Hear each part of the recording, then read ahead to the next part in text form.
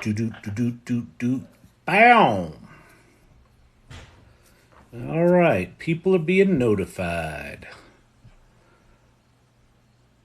Good day, good day. Welcome. Welcome to the lab. Welcome, welcome, welcome. Ted Looks at Life. What's happening, sir? Good to see you. Let's see. We got that going. We got that little action going. We got that little action going. We got action. Tobias, what's happening? Hey, Dr. J. Tobias, you in the hot tub tonight? Man, whatever. I think this shirt was washed in a bucket of dog hair. It's like I rolled masking tape over it. There's just hair everywhere on it. Welcome everybody. The like parade is going. TikTok jumped me to the bottom. All right, I like that one. This took a few tries. That's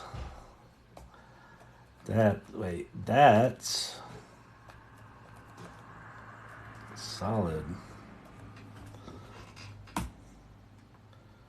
Let me go grab that one. That one's pretty cool. We got one for Emilio's wife. TikTok jumped me to the bottom. I love that we have fan generated art for all the stupid ass sayings from the channel. Oh, that's awesome. All right. So TikTok jumped me to the bottom. There you go, Dragonfly Alchemy. Star. A star was born. That's a good one. There's for Emilio's wife. AI Learning Lab. What else do we have? Oh yeah, another TikTok sent me to the bottom. TikTok jumped me to the bottom. TikTok sent me to the bottom. But see, get it? The bottom? Devil? Huh? Welcome, everyone. WESN Radio. I haven't seen you in a while. WESN Radio. Classic rock and hip-hop. Traffic on the sevens. Welcome. And you sent a rose and everything. Thank you very much. You got the #1 gifter badge. WESN Radio. Hot rock. Cool hip-hop. All right, let's see. We'll get some more folks in here. We'll get rid of the devil for a second there. People will be like, "What is this? This Satan's channel? Oh, and that's special. And that's special." Says it's about artificial intelligence, and then he's promoting Satan. Well, isn't that just typical? Isn't that just special? Well. Steve-O, what's happening? Welcome. Hey, buddy. Hey, irregulars. Nancy's here. We got some irregulars here. For those of you that are new to the channel, my name's Kyle Shannon. This is the AI Learning Lab, as evidenced by the groovy graphic that... Who made that? Let me go... I'm checking out the Discord right now. That was from Digital Gods. Generated that. You might be wondering, how did he generate that? Not with AI, certainly. Oh, yeah. Have you seen Ideogram? If you haven't seen Ideogram, it does text. Now, it takes you a while to get predictable results. Well, you can't get predictable results. It takes you a while to get useful results. But it works. And if you were to do that with, say, Photoshop and Illustrator, that would be a 20-minute YouTube video just to learn the technique. Not to mention all the sphere mapping or whatever the hell's going on there. So that was just words. Words turned into that. Tyrant Truth, what's happening? What's new with AI? Any new updates? There's been a fair amount. Let's see. Stability AI launched Stable Audio, which is it's a diffusion model for audio, which is for music, which is interesting. And I think sound effects too. Microsoft 2 days ago said they will pay your legal bills if you are hit with a copyright infringement suit for using generative AI, which A is interesting, but B, that says to me that their customers, their customers like, yeah, we're not too sure about this AI stuff. Are we going to get sued? And so Microsoft's like, we'll cover your bills. So that's interesting. So there's there's at least marketing positioning there. Ethan Mollick wrote a piece about a study that came out that's probably worth us taking a look at. A study that came out 2 days ago, I think it was his group that did it, that people that were using in a consultancy, this was with Boston Consulting Group, so they had two groups, a group without ChatGPT and a group with ChatGPT. And the group with ChatGPT did more, better, faster. More, higher quality, faster. By like significant percentages. The other thing that Ethan Mollick talked about today was that the low performers in the company had a disproportionately higher benefit when they used ChatGPT. So if you know you're kind of sucking wind in your company, embrace ChatGPT sooner, because your delta from where you are now to where you're going to be is going to be higher than the high performers. But across the board, people improved. So that was new. I'm trying to think what else. Oh, 2 nights ago we had I don't know if you saw the video on my TikTok channel, but it's like 2 videos old now. We had a cat fight between Siri and Bing. It wasn't really a cat fight, but like I asked Bing to make an image, and then Siri goes, "Here's images like that I found on the internet." Like she was jealous. And then when Bing made the images, they were really shitty, and I said, "Oh, those images are shitty." And Bing went, "Oh, I hope I didn't disappoint you. And by the way, I'm not a robot. I'm just some sort of thing from Microsoft. And have a nice day. Goodbye." So I got shut down by a robot right after Siri got all insecure. So that was pretty funny. So I did a video on that. I thought that was quite hilarious. I couldn't stop laughing that night because it was just hilarious. And I don't know. Those are the biggies. So welcome, everybody. If you haven't been here before, my name's Kyle Shannon. We like talking about generative AI here. I'll answer questions. If you have questions, pop them in the comments below. I see Emilio's wife is here. Emilio's wife, look at this. Look what people are doing for you. Come on. How sweet is that? Huh? Are you late? You think you might be late? If you're late, you got a pretty little image now. Aren't they great? There's 4 of them in the Discord. I grabbed these 2. I think they're awesome. So one of the things we have here is I try to come here every night, and then some other crazy people decided they would come here every night and hang out. And so they come here regularly, and they've named themselves the Irregulars, and Emilio's wife is one of them. And they're just awesome. They're the ones that are tapping all the screen, like all the hearty hearts. And they're awesome, and they'll take care of you. And some of them are actually modding, and just they're awesome people.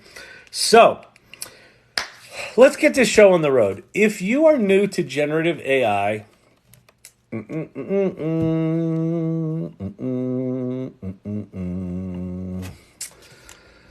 I want you to do me a favor. I want you to go there right now. If you haven't been to ChatGPT, that's ChatGPT's official website. And if you're like, but I heard about this AI, but I don't know what I'm doing. I'm not very technical. No. Zip it, zip it, zip it, zip it, zip it, zip it. Just go there right now.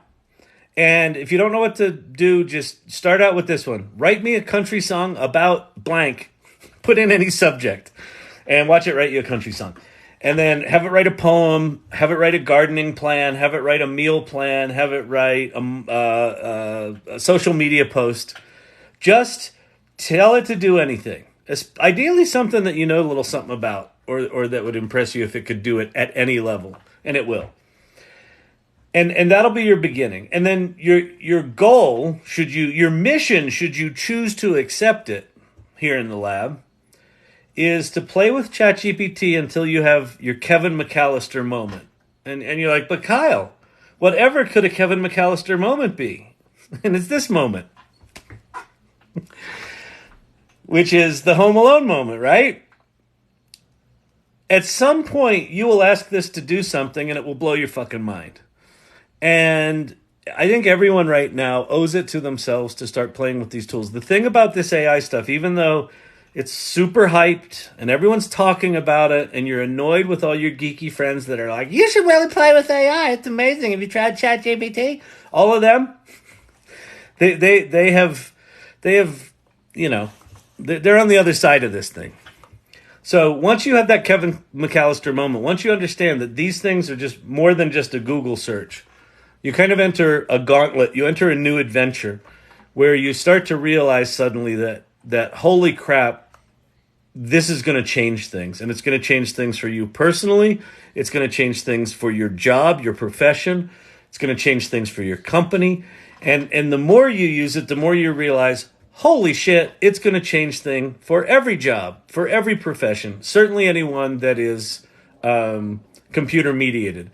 Hello, do you know AI make video? Do I know how to use AI to make a video? I do, and I'll show you that in a second. So go to ChatGPT. If you want to learn a little bit more about that, that's what that prompts.chat document is. That it's just a URL that goes to a document that's got some primers about large language models and how they work, and it's a whole list of prompts that you can copy and paste into them. And you can get them to act like an accountant or a screenwriter or a therapist or a consultant or all sorts of crazy stuff. And there's, you know, much more that you can do. But just start playing. So while I ramble tonight, just play with that. If you have played with ChatGPT, here's some other ones to play with. Claude and Bard these are my top three. I tend to cycle between these three when I'm trying to solve problems. The other thing, if you go to YouTube, AI Learning Lab -TT for TikTok, I'm putting the archives of these lives on YouTube, and I'm using Claude to write YouTube descriptions and chapters. And so what I do is I take like a 3-hour-long transcription from YouTube, I paste it into Claude, and I've written this crazy prompt, which I'll actually show it to you tonight because I think it's kind of cool. And Claude writes me a title, a description with hashtags. It includes the URL most times, and it writes chapters with time code of when all the stuff happens in the video. It works about 25% of the time flawlessly. It works about 25% of the time nightmarishly bad. And then the other 50% of the time, I have to massage it a bit. But the fact that it is reading a 3-hour transcript of a video, summarizing it, and pulling out any level of detail out of the time code is amazing, staggering. So those are those. Okay, there's 4 more that I think are worth you playing with.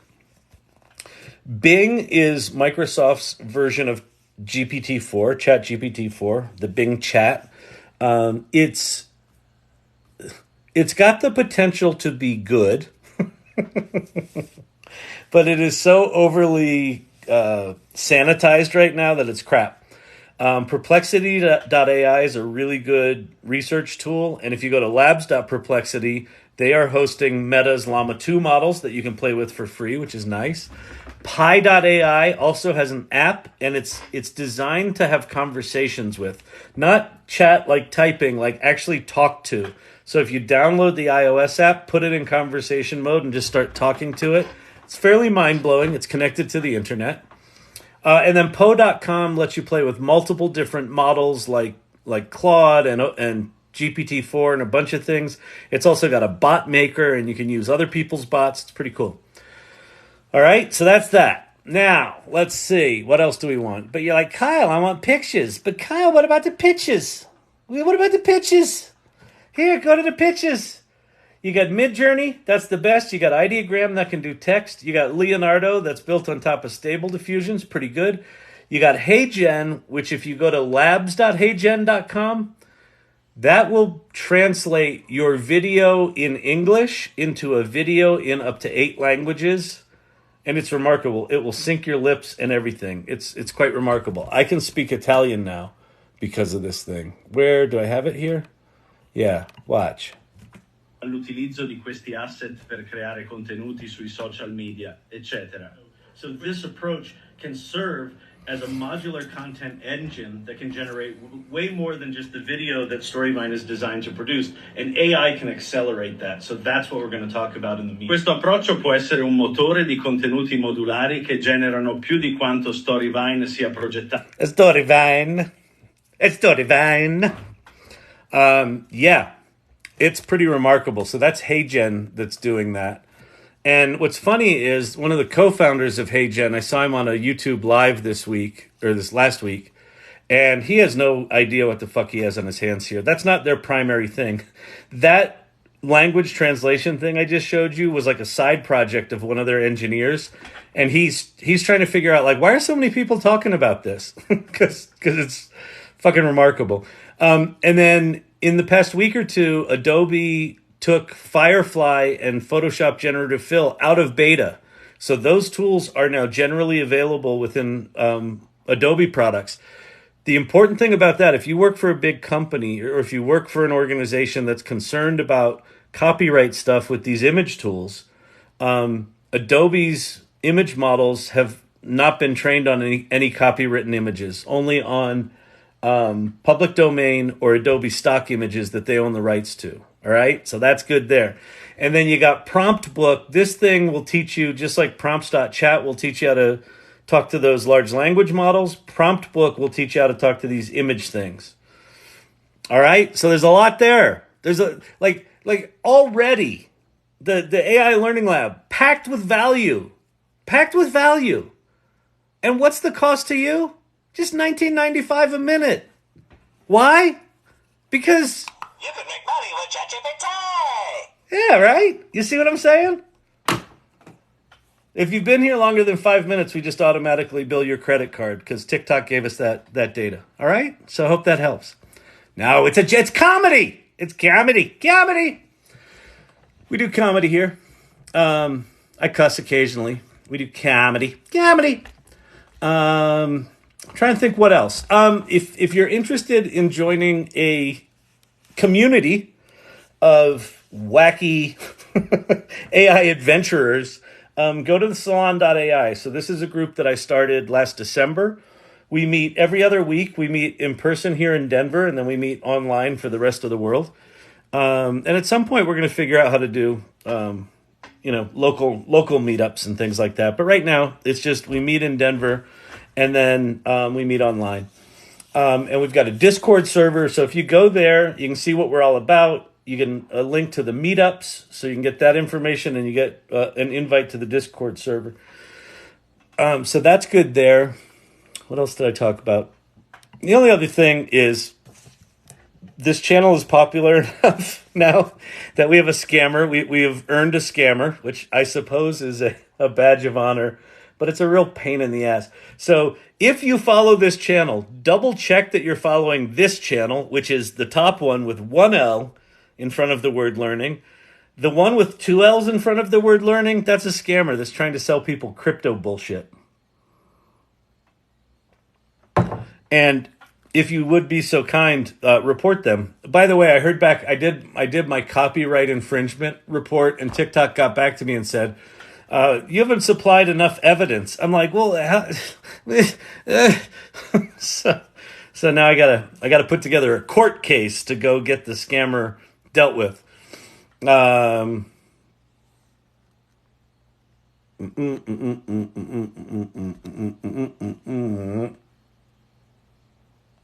Boom. All right, gone. And what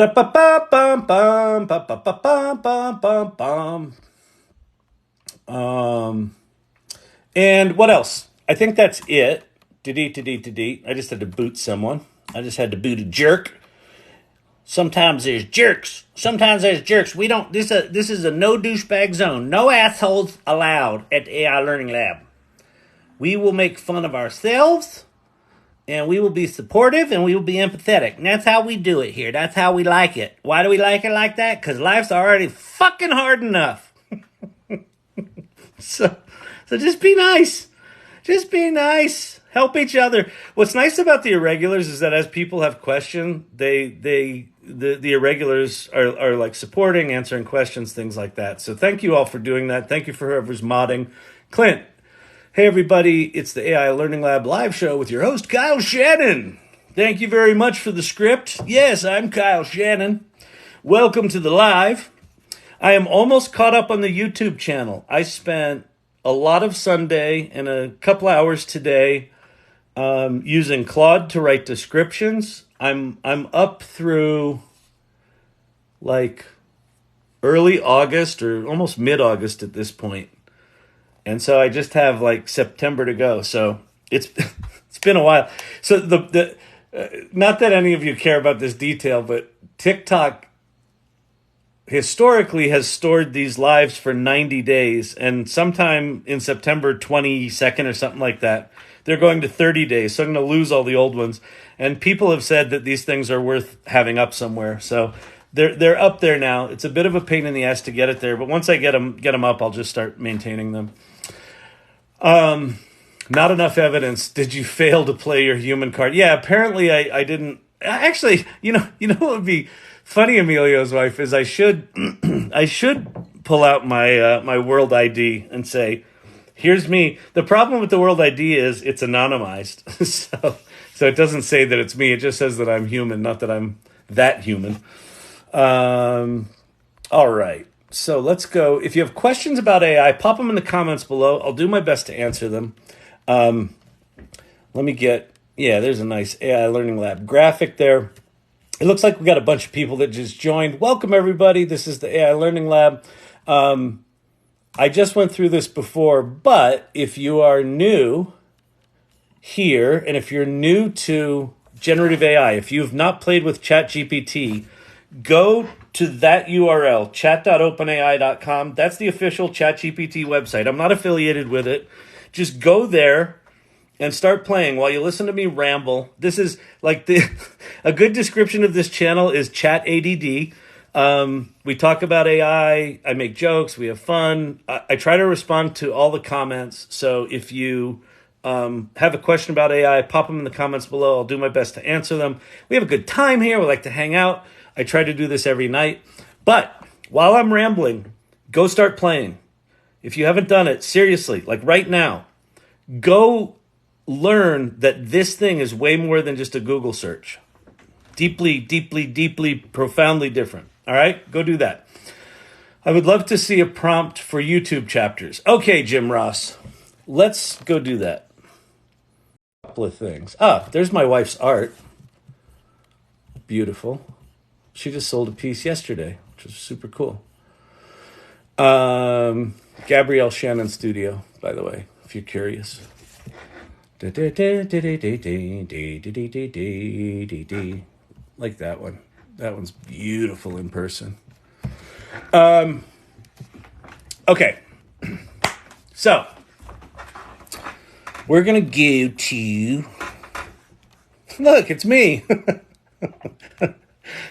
What happens when you can't get enough of yourself? Make more of yourself. Okay, we're going to go there.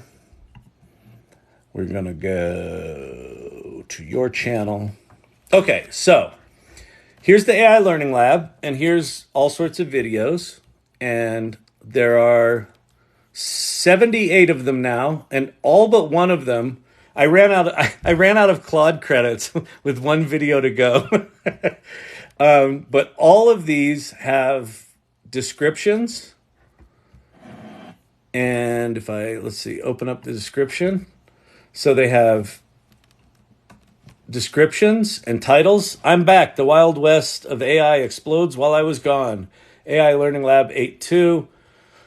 I covered the latest happenings in AI while I was kicked off TikTok for a week. New models like Nvidia's Perfusion for controllable image generation and GPT-5 for speech and audio show how quickly things are evolving.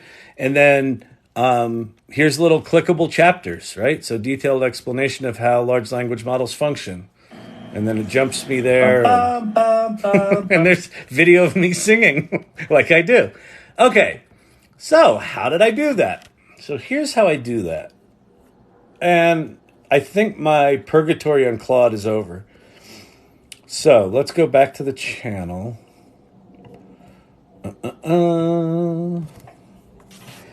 And I'm going to go into this video right here that doesn't have a description. So when I go in here, so they just moved this in YouTube. But if you go to where your description of the video would be, I don't have anything in there. So I say open, and then it says transcript, show transcript. And so I show the transcript, and there it is. And so what I do is I'll select a few sentences, and then because they're really long, I scroll all the way to the bottom. Look at all that. It's just like it goes on and on and on and on. Because I don't ever shut the fuck up, right? So I'm on here. How long was this one? 2 hours and 58 minutes. So this is 2 hours and 58 minutes of me literally just fucking rambling. Nonsense. Chat ADD, right? So I copy that, and then I go to Claude, and I go to a new thing. So I've got 20 messages remaining until 9 p.m. It didn't like how much I used it today. And I'm paying for Claude now because it's just good. What did I just do? Okay, so I copied that transcript. Now I'm going to paste it. So there's 137K. So if you paste something that's really long into Claude, it essentially just pastes it as an attachment. You can also just use this paperclip thing and upload text files, PDF files, CSV files, all sorts of different kinds of files, and it will deal with them. And now I've got a prompt here. So how do I deal with the prompt? Well, I've got a Trello board, and listen, I'm a card-carrying member of the ADD club, so the fact that I put this together at all is remarkable. It's very sparsely populated, but I have columns for social media prompts, content evolution collab prompts, Storyvine prompts, client prompts, and so under social media prompts, I have a prompt for a tweet thread. I have a prompt for 2 different kinds of YouTube descriptions. So if I go in here, I'll copy all this. And then what I do is I'll go back over to Claude. Oops. What did I do? Oh no, did I just do that again? Hold, please. Sorry. Claude. I keep hitting the escape key, which takes me back a step. So there's the prompt. Let me go grab, here's the transcript. So now there's the transcript. Okay. Okay, so let me read this thing to you. So I got to figure out, so 8.5 is when I did it. So here's what I wrote. I wrote so I need 3 outputs from this thing, and there's a couple of ways that you can do this. If I were doing this as kind of a single shot prompt, I would probably do this in stages. I wouldn't do it as one large prompt. But what I wanted to do was create a prompt that would accomplish all 3 things: the title, the description, and all of the chapters. The chapters by far took me the longest. Okay, so what I wrote was, act as an AI assistant who specializes in effective copywriting and YouTube metadata optimization. Based on the provided transcript from a date, and this is 8.5 is the new one, of a live session hosted by Kyle Shannon on his TikTok channel called the AI Learning Lab, do the following 3 tasks. 1, craft an interesting, click-worthy title that encapsulates the primary theme of the session. Append -aill, and then I put in brackets, date at the end. So basically, I want it to take the date that I put up here and make that part of the title. Then I have write a single paragraph description of the sessions by summarizing the key themes reflected in the chapters. follow these rules. So this is something that I found can work well, is you give it a very simple prompt and then tell it to follow certain rules. And what'll happen is as you start generating things, you'll realize you have to add other rules, and then you add other rules, and you add other rules. So it should be in first person voice, but Kyle should not refer to himself by name. Tone should not be self-congratulatory. Like when I didn't have should not be self-congratulatory, it was like, this is the most, innovative AI show on TikTok. And it was just crap like that. It was really bad. Should not sound promotional. The tone should be news-like, not conversational, right? Again, so all of these things were these were kind of earned out of shitty results. It should include a short hook. It should reference the top themes covered in the session. You should mention, if you mention the date, context it as, here's the format. Context on the state of the AI industry if it is referenced. I don't even know what the fuck that means. Context on the state of the AI industry. That's not a good, don't copy that. That's shitty. I should go fix that. Add a link to the TikTok channel, right? And then I put the specific URL of the TikTok channel. Sometimes it includes this, sometimes it doesn't. Why? I don't fucking know. Include relevant hashtags, focus on driving views, engagement, and understanding of the content. So that's the description.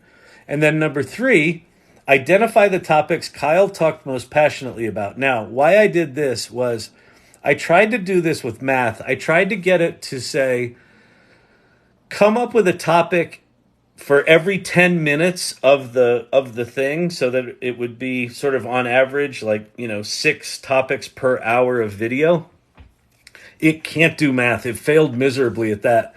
So then I came up with this idea of identify the things Kyle talked most passionately about. Follow these rules. Topics should be determined by a combination of what he says and how long he talked on the topic. Longer sections imply that they are more important, right? So I'm trying to get it to use language to identify what's the shit that I talked about that's more important. Select topics that will appeal to a broad audience. List the topics chronologically in this format. Hour, minute. And I should put second in there now that I think about it.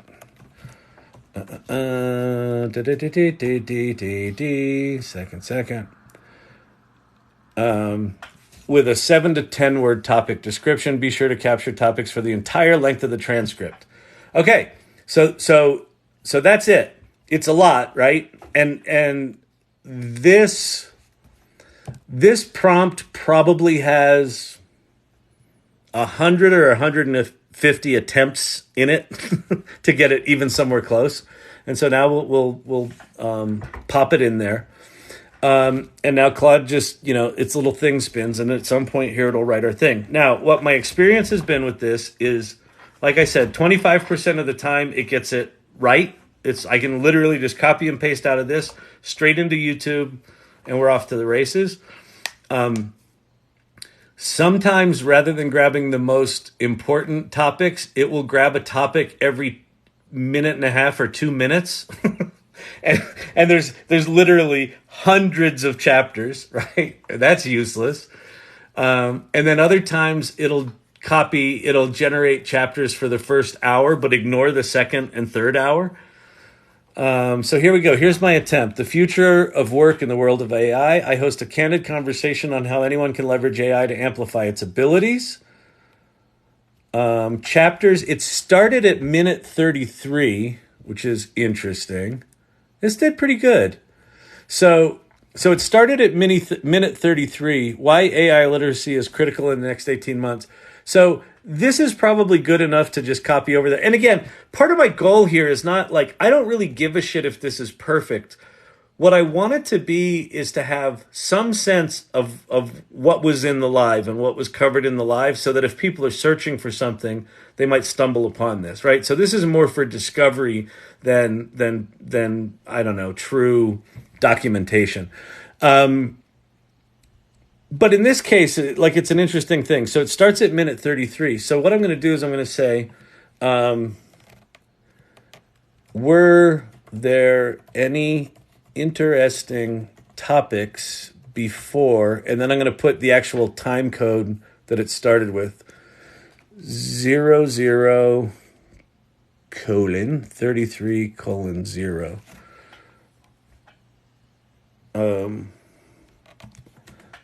If so, list them. All right, and we'll see what it does now. Now, the way this thing works is it's sending all of that transcript again, right? It's sending the transcript, it's sending this. So because Claude has this really big context window, like it's sending sort of massive amounts of text back and forth, which is why they rate limit you.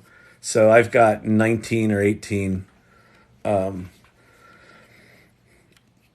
sessions left or prompts left. So, but let's see what it does. Let's see if it comes up with something. And the other thing that I'll check here. So it says the last thing that it grabbed was at 2 hours and 13 minutes. And so I'll go to my thing, and it was 2 hours and 58 minutes. So there's probably something between 2:13 and 2:58 that I could get it to give me, but I don't. It's good enough. It found two things before minute 33.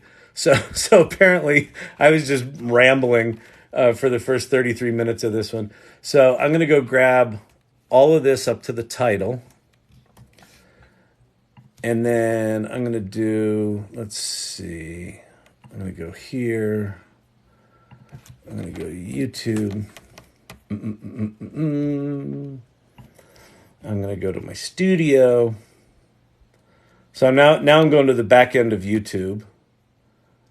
And where's my content? Is this the content? There it is. So I'm going to go find this video. So it was 8.5. Wasn't it 8.5? Yeah, 8.5. So there's the video. And so I'm just going to paste in that thing there. I'm going to grab the title from the top and put that in the title section. And then I'm going to get rid of the word description at the beginning of this thing because we don't need to label what it is. I'm going to get rid of the chapter thing. And then I'm just going to get rid of all of the extra spaces in between. And sometimes it puts extra spaces in between. Sometimes it doesn't. But, you know,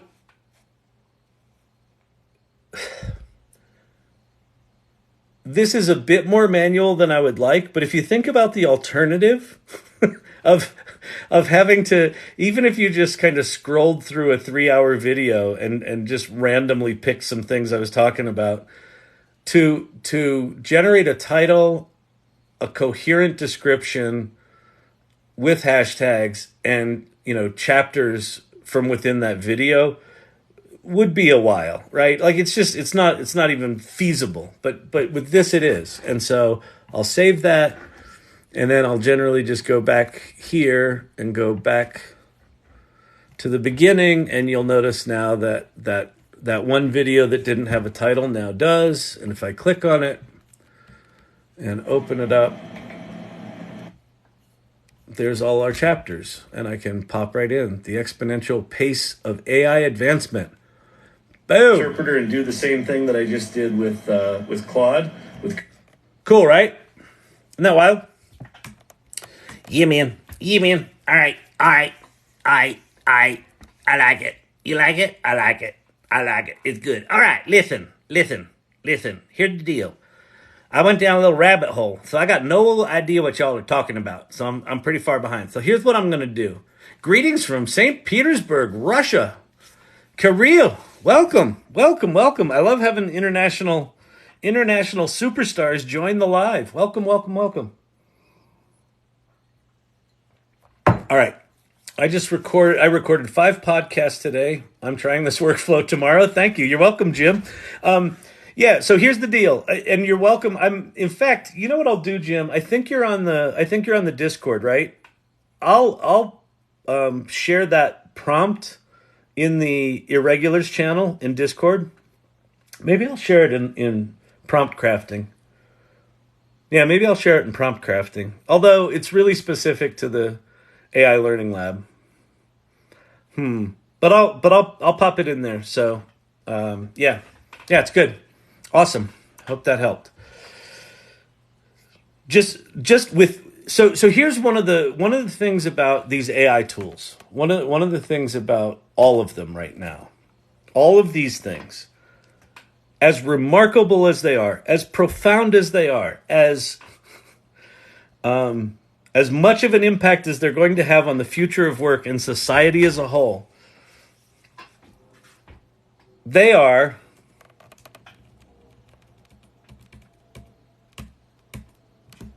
janky pieces of shit. So the fact that I can't get Claude to consistently give me predictable results is fucking maddening.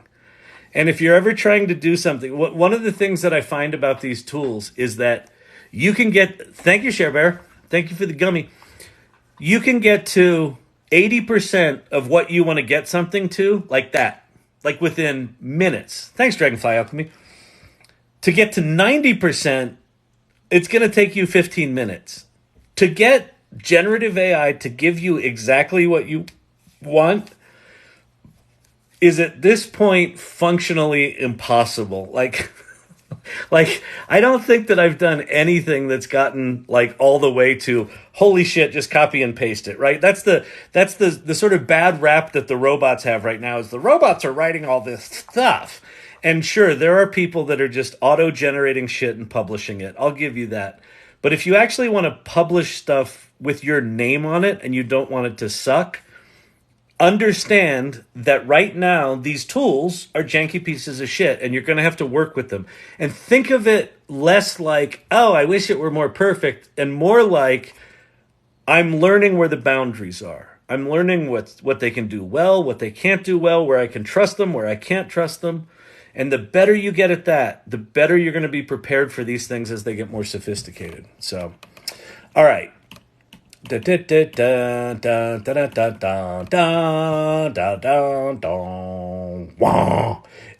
Learning Lab.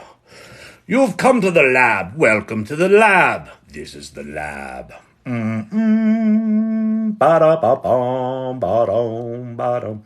All right. So here's what I'm going to do. I was down a bit of a rabbit hole. I'm just going to go randomly grab a comment or two, and I'm going to start answering some questions. If you have questions, pop them in there. We've got some moderators. Will surface ones to the top if they're worth surfacing. I'm back. I'm way down there somewhere. Or wait, I'm way up there somewhere. Your comments are way down there. Could you show the Twitter prompt, please? Sure.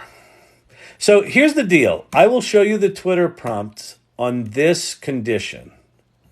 No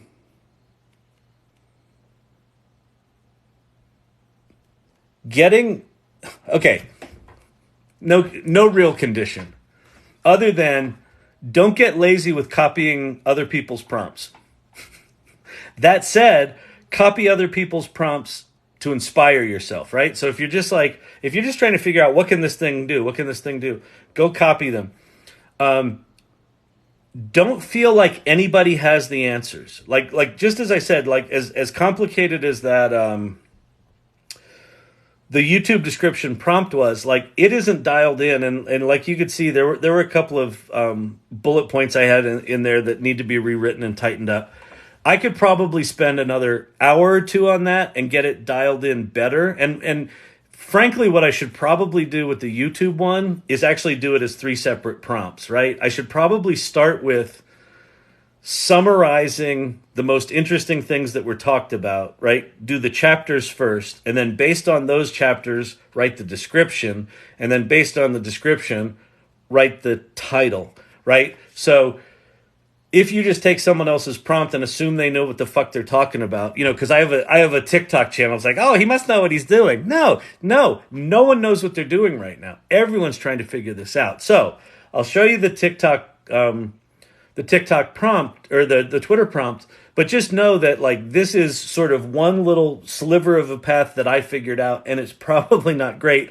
And quite honestly, I haven't used this in long enough now that it probably, like, it may have failed, right? Because there's this thing called model drift, where as OpenAI and Anthropic and these different companies are tweaking their models and their fine tuning, a prompt that worked brilliantly 3 weeks ago might fail miserably today. So just know that you gotta play to win.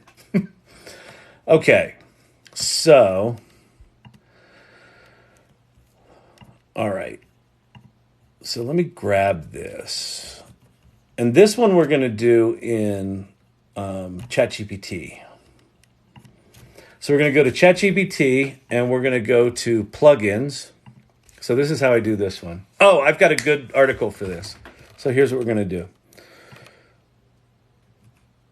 So I'm going to paste that in there, and then I'm going to go to, my email actually, because I think I still have it in here. Ethan Malik. Are you in here, baby? Where's Ethan? Where's Ethan? Where are you, Ethan? Ethan Malik. Ethan Malik, Centaurs, Cyborgs, and the Jagged Frontier.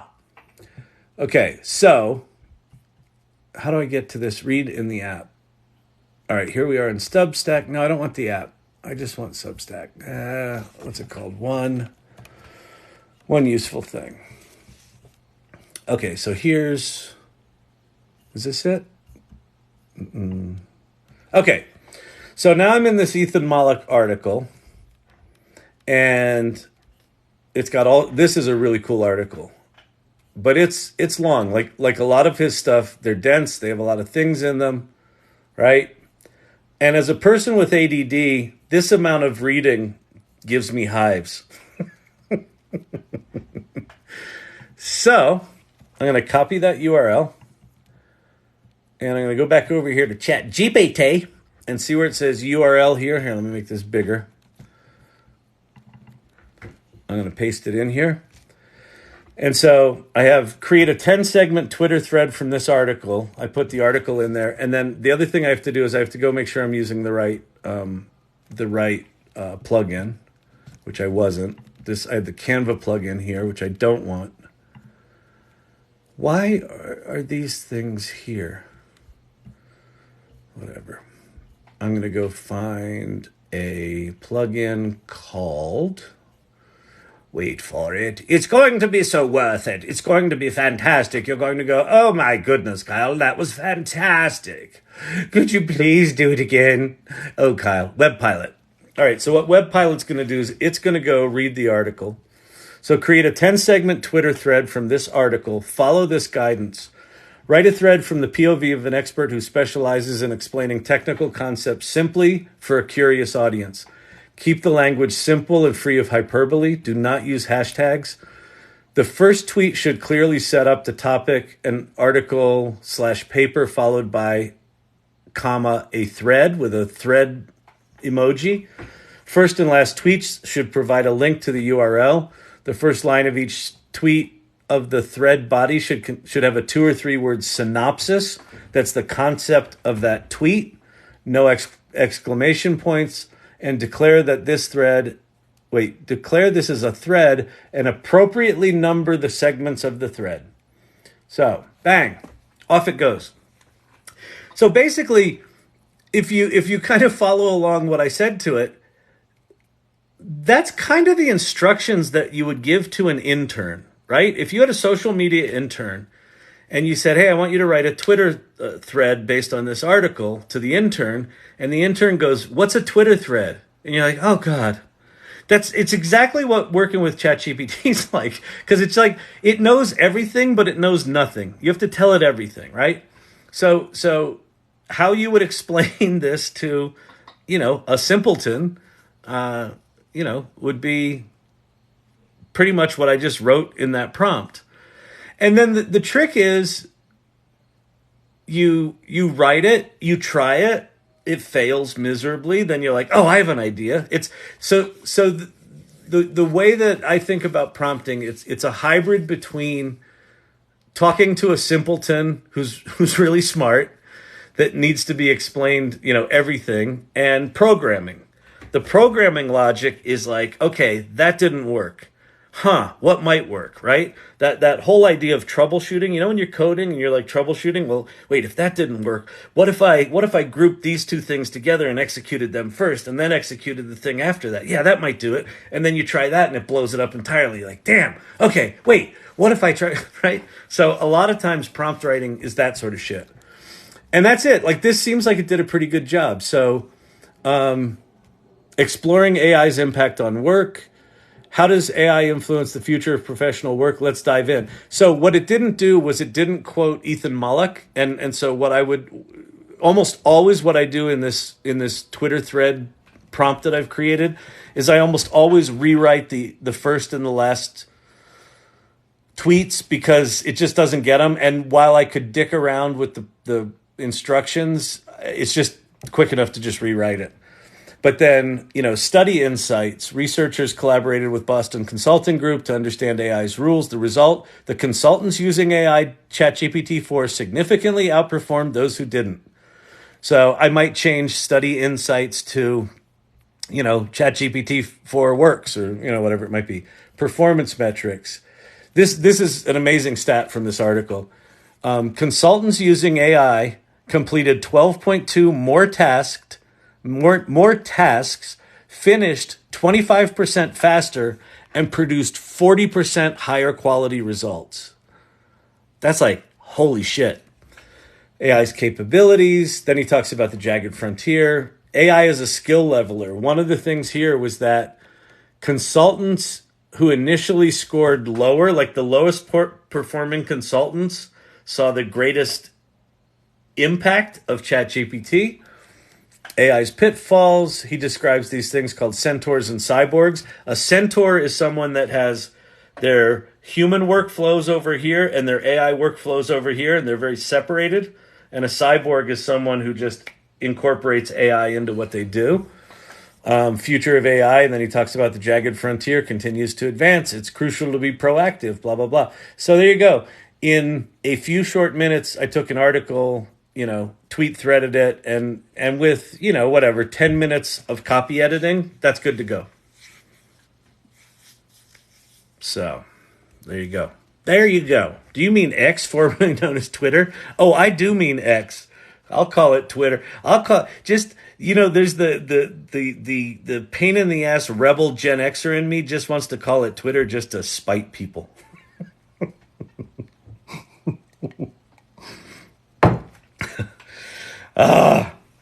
Oh, yes. But yes, I do mean X.com. I actually, for what Elon Musk wants to do with Twitter, or formerly Twitter, I think X is actually a good name, right? He wants to make the everything app. He wants it to be an e-commerce thing. He wants it to be a shopping thing. He wants it to be a communications thing. How to get jobs in AI, Gabby. So there's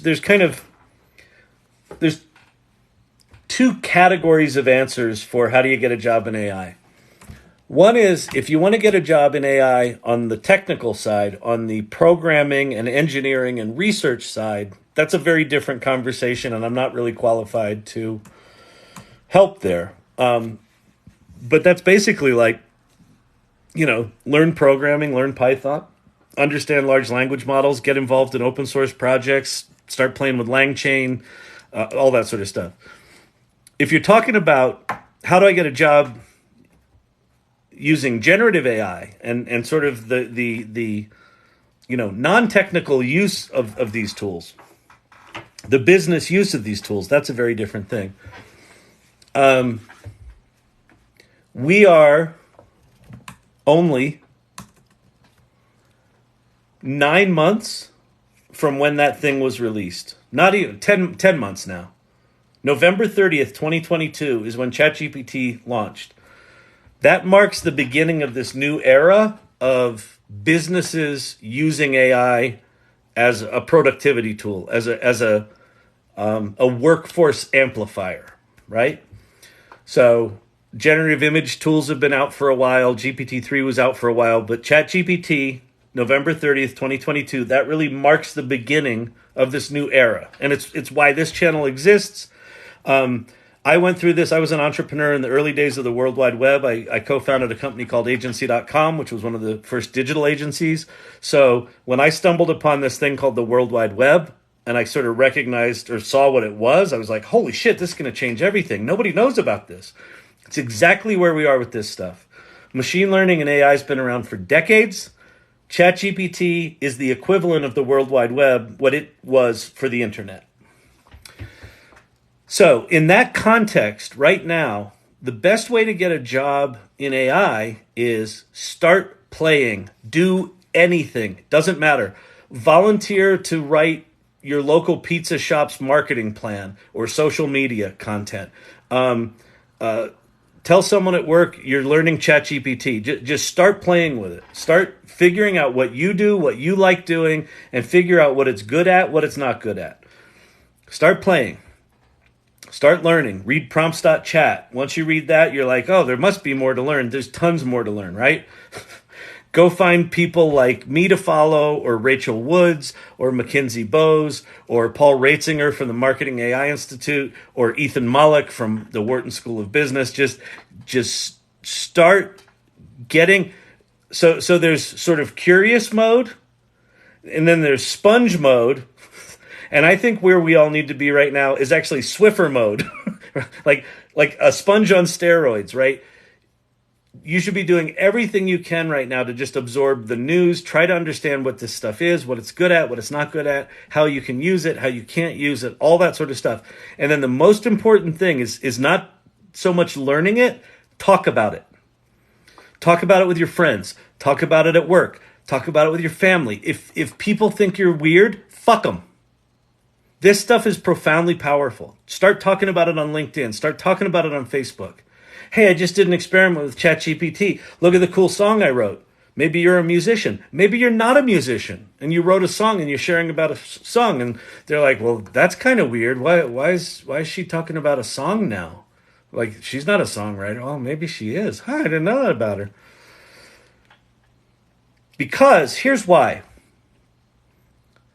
We are starting to enter the phase with this AI stuff that it's quite clear that it's not going away. It's not being uninvented.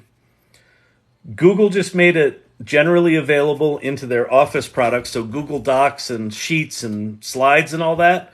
Their Duet, their Bard GPT product is built into those things now. They're crappy right now. So it'll get better, but it's crappy right now. But it's going to be incorporated into everything. So start talking about it, because as people within companies or individuals in your life start going, oh, fuck, I got to deal with this. Does anybody know anything about AI? In that sort of panicked, sort of existential dread kind of way. And you're the one that's been posting on LinkedIn, and you're the one that's been talking about it at the company. Someone at your company will go, oh, yeah, she's been talking a lot about AI lately. Could you meet me in my office? In fact, Kavruno, who's one of the irregulars here, that exact thing happened to them like 2 days ago. They've been sort of the squeaky wheel talking about AI at work.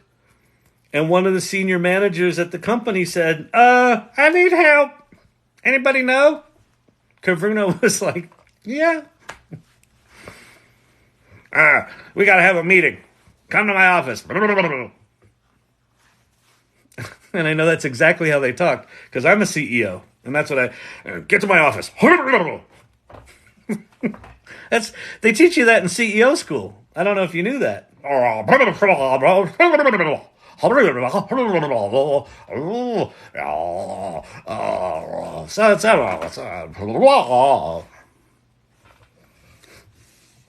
That's why people always leave confused when they leave the CEO's office. It's not that they couldn't understand.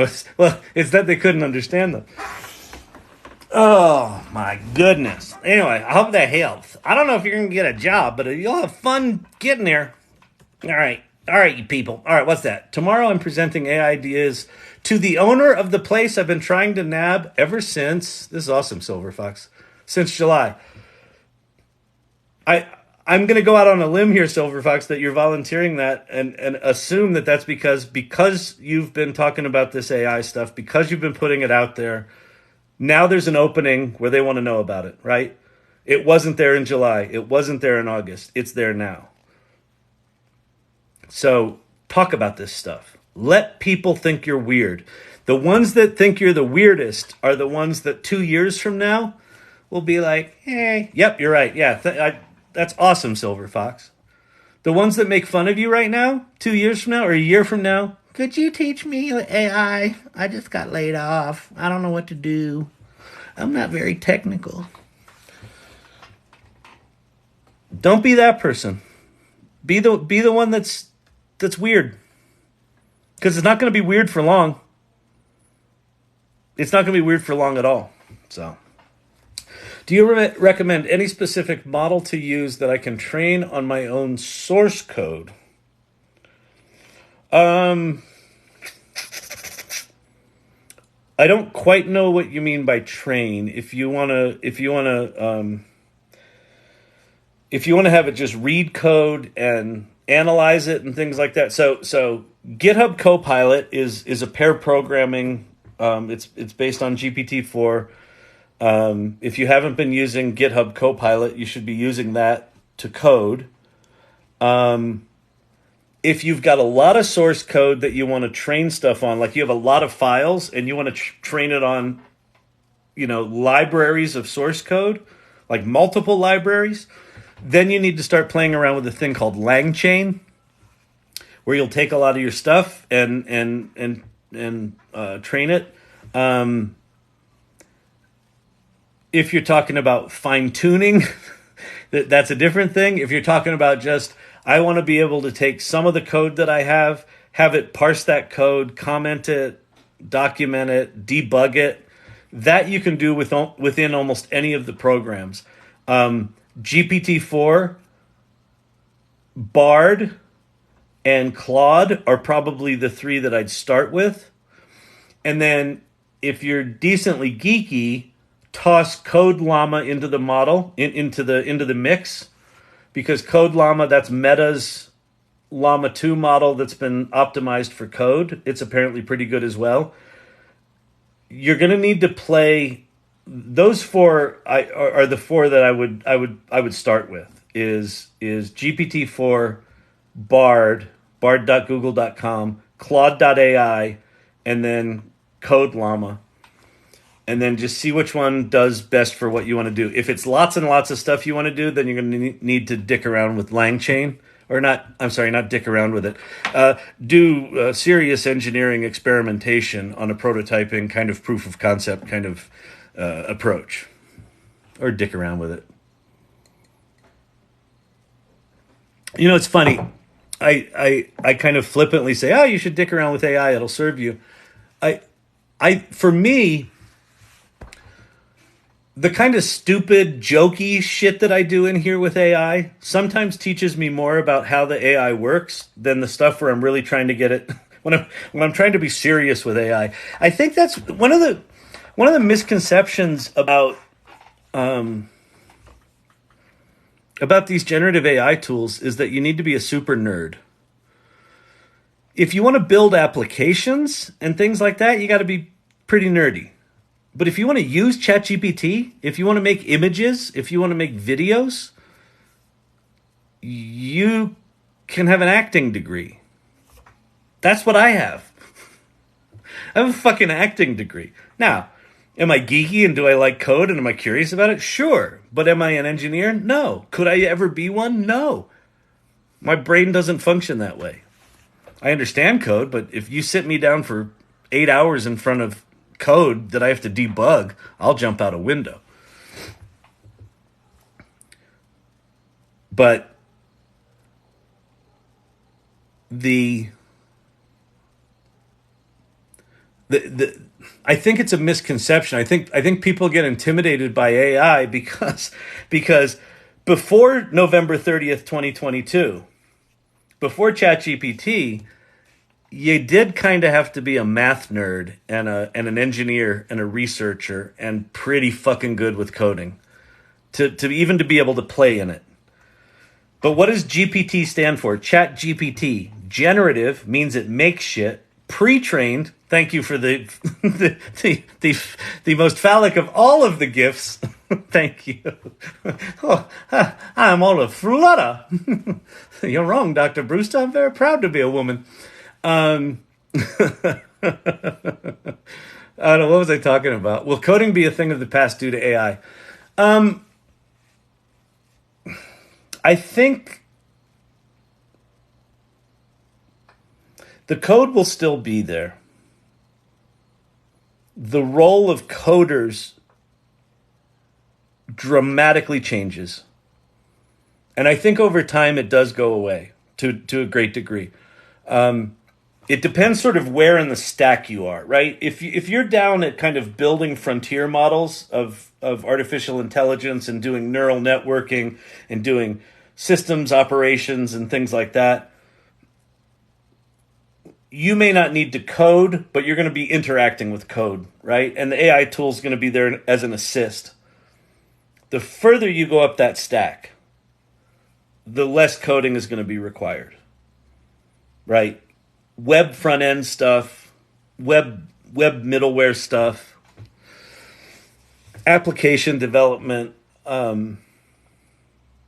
even things like, initially certain levels of games, like informal games, casual games. I think a lot of that stuff, the requirement of coding goes away.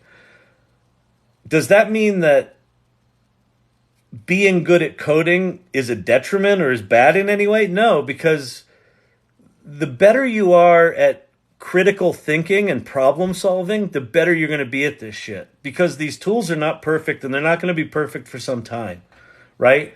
It's going to be, 3 years, 5 years of these things just being janky, cranky ass weird things where you have to duct tape this one to that one and then you have to write some weird connector code because someone fucked up the open source API because they didn't close the repository. Like that, just shit's gonna happen, right? And it's just we're in that stage of the industry where just stuff's a mess. So if you've got coding skills, that critical thinking, that problem solving, that functional way of thinking is going to serve you really well. But I think over time, your requirement to code is going to shift from coder to curator to, conductor, like conducting a symphony. I have an idea. The app should do this. Bum, bum, bum, bum, bum. AI is in its kindergarten era. It's absolutely in its kindergarten era, right? We're in, so this is the equivalent of 1994 for the World Wide Web, where websites in 1994, they were white pages with black text and blue hyperlinks. And the images were left justified. Why? Because the center tag did not apply to images. That's when I started in the World Wide Web. Now, you could still see that the ability to click on a web page and have it take you to another web page was profound, but you kind of had to be forgiving of how limited the technology was. That's exactly where we are with this stuff today. You got to be forgiving about it. Where do I go for my AI news? Mostly Twitter, X. I follow certain people. I follow Ethan Mollick. I follow Sam Altman. I follow Paul Raitzer. I follow Andrej Karpathy, also from OpenAI. I tend to follow like the founders of the major, like Inflection and Cohere and OpenAI and Anthropic. Because all of these, what's amazing about this thing is all of these founders of these AI companies, they're all kind of interrelated. They all came from basically the same 2 or 3 people that were the pioneers, Jeffrey Hinton and some of the early pioneers, the founders of DeepMind. They're all kind of related. And so by following a handful of the major players, any news that rises to their level is going to be decently significant. And then one of the tricks that I found on Twitter, which I kind of knew this, but I really turned it on for this AI stuff. Find the people that you like follow that you follow, and then go to their profile, and you can click on who they follow, and then start following who the people that you respect follow, and your Twitter feed will get really good. it'll just you can dramatically impact the quality of your Twitter feed by just start following people that don't suck and are kind of focused in this AI space, and it gets good pretty quick. Or create a playlist or whatever they call it. Should I try SWE or AI? I don't know what SWE is. Sweet or AI? I don't know what that means, Jaden. If whoever popped that up there, if Jaden clarifies that.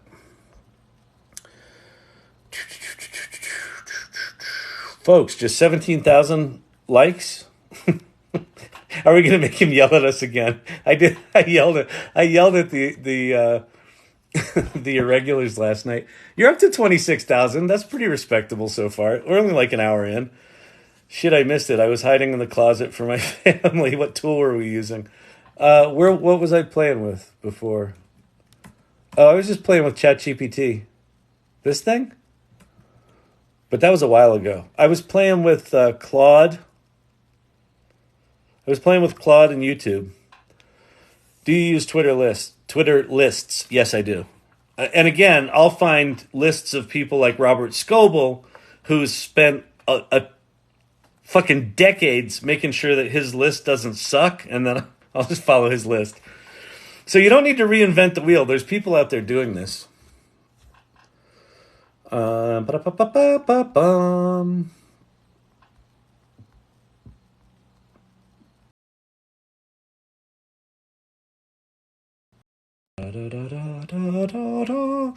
now started to use the word janky in my daily life. You're welcome. You're welcome. You can edit the piece of shit suffix to the janky. Janky's a good word. Janky's a solid word because it's just some stuff's janky.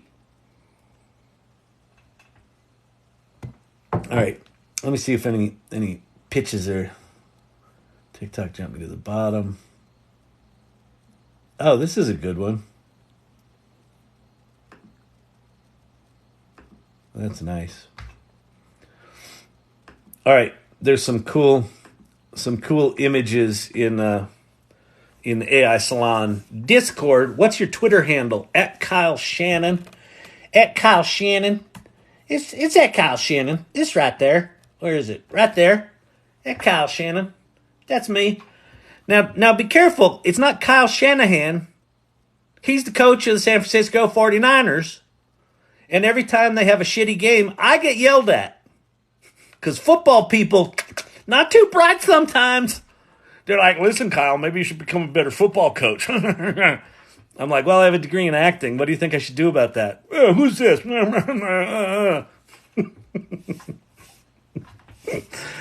Is there free GPT code interpreter for other models? In fact, there is. It's called Open Interpreter. Open Interpreter. And I don't know where. I haven't installed it yet. Oh, no, I did. Did I? I did. Let's go to the... I find that Twitter is a good place to just deal with all this shit. So I'll go to x.com. You could also just go to GitHub. The problem with just going to GitHub is that the minute there's a popular thing like Open Interpreter, 38,000 people, dupe the repository and you can't figure out which one's the original one. So I'll generally just come to the Twitter and I'll do Open Interpreter. So Open Interpreter is like Code Interpreter, but you install it into your, it's a command line application in your terminal program. And it basically has access to all of the files on your computer. So you can have it change system settings. You can have it go look for files. How do you join the Discord? Go to the salon.ai and that's the salon Discord. Or no, that's the salon link tree. So the AI salon's a community that I created back in December, and we meet every other week, and we've got a Discord server where you can play with Midjourney, and there's show and tell channels, and there's a channel for irregulars. If you end up showing up here regularly, I'll give you a role for irregulars. Oh my God, is there a Discord for AI? Yeah, there is. And Gabby, it sounds like you're really curious about this, which good. Get into Swiffer mode. Start sucking it in. And join the salon. So we meet every other week. We bring in speakers. We're starting a thing called guilds where people are going to create different, like there's going to be a writing guild and an image generation guild, and you'll be able to find your people basically. And then we also have a Discord here. And there's also the other thing that's at this link tree. The first link talks about the salon, like why it exists and what our values are. And like the values are things like be curious, be exploratory, be empathetic, be inclusive. Like don't be a douche, right? So, like we don't want nasty people. Like what's going on in the world right now is hard enough. And being a human is hard enough. And this AI stuff is overwhelming beyond explanation. Once you sort of do the red pill, blue pill thing, and you're like, "Fuck it, I'm leaning in. I'm gonna learn this stuff." It's rough. It's rough. It's a lot. And so, the salon is about being around people who are trying to figure it out and just be really supportive, be generous. Generosity is one of our values. Be generous. As you learn shit, share it. Like my Twitter thread thing I shared earlier. A lot of people are like, wow, I should sell that or I get proprietary about that. Fuck that. We're all trying to figure this shit out. And nothing's going to work the same way it does 6 months from now anyway. All the tools are going to change. So why not, when we're in this, we're in like this primordial soup right now. Hey, could someone, the comment that was up there about the person that was from the Wall Street Journal, could you repin that? Because I saw the beginning of that, but I didn't read the whole thing. Worked for the Wall Street Journal for 13 years, all about the news, Bloomberg, Wall Street Journals, Reuters, all good in tech. Yeah, listen, all of those companies are going to have to lean into this stuff hard, right? The New York Times just cut a $100 million deal with Google. Now they're threatening to sue OpenAI. The media game's a rough game anyway, and with all these tools, they're going to have to reinvent themselves, right? Or they're going to be reinvented. It's going to be reinvented for them. Anyway, so yeah, Gabby, join the salon. Is there a free GPT code interpreter for other models? That's the one. Oh, yeah, you're popping that up there, so I go find it. Hold, please. Meet Open Interpreter.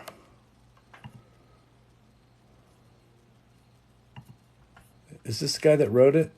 Try it out free. OpenInterpreter.com. A new way to use computers. So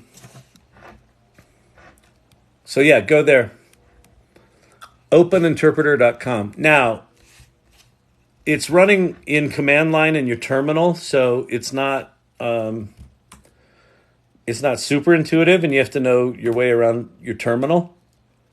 But especially now with ChatGPT, that's not that hard. Ideogram.ai needs to have a cart for repurposing images into revenue-generating products, T-shirts, etc. I'm working on a project right now that's exactly that. It's not ideogram based, but we'll probably incorporate ideogram into it at some point. And it's to do exactly that. So, yeah, that's a cool project. Was that a little fucking moth?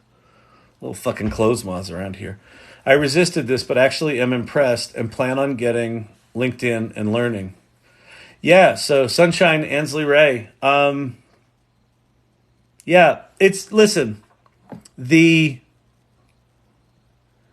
instinct to resist AI is A, natural, and B, I think it's actually been amplified. So almost any time in history, almost any new technology that has showed up on the doorstep of, the status quo, it is met with resistance and sometimes even violence. The tractor, the steam engine, the printing press, the daguerreotype, the first photograph, painters that spent decades getting good at painting realistic things. All of a sudden, there's a box that can capture light and print it on a silver plate. And it's photographic. It's, from a drawing standpoint, perfect. So every time a new technology comes along, it's scary. And then the thing about AI that is, it's not only scary, it's profoundly powerful, right? It does a lot of the things we do way better than we do them. Now, a lot of the things it doesn't do is good, but it's directly putting at risk knowledge workers, creative workers, anyone who touches a computer. And I think that the knowledge worker class and the computer class and the creative class were fairly confident they were immune from the robots taking their job. And what's become clear in the past couple of years is nope. Now, is AI going to take your job? No. But someone using AI will. That's a Paul Reitzer quote, and that's a good one, because that's why to get involved right now. Not because you have to, but because it's inevitable. It's coming whether you want it or not. So would you rather be on the surfboard on the tsunami or in the cozy little beach hut? Surfing's fun. B, the waves are awesome. And C, I would not want to... Okay, I found this on the web for NC. Check it out. Siri. She's so needy. She's so needy. That's someone wants to make an image. Oh, Siri, she's so needy. Or Siri's jealous of Bing. Oh God. Okay. Not I found you. this on the web. Stop. Shut up. Siri's Stop. jealous of Stop Bing. it. Check it Zip out. it. I can't invoke her name. What it should be is Siri's jealous of Sydney. Because Sydney was Bing's code name that the New York Times reporter got it to admit. How did you get the text in your images you showed earlier? Okay, Dev, so we'll go do this right now. We'll go show you. So this is Bing and Dolly and all those sort of things can't do text in their images. Stable Diffusion can do it a little bit with their doodle tool. But check this out. You're going to love this, Dev. You're going to love this. It's going to be so good. Dev, you're going to be like this. You're going to be like, I got to change my name to developer because dev ain't enough anymore. All right. Not the Unified Credit Union. That's not it. We're going to go to ideogram.ai. ideogram.ai.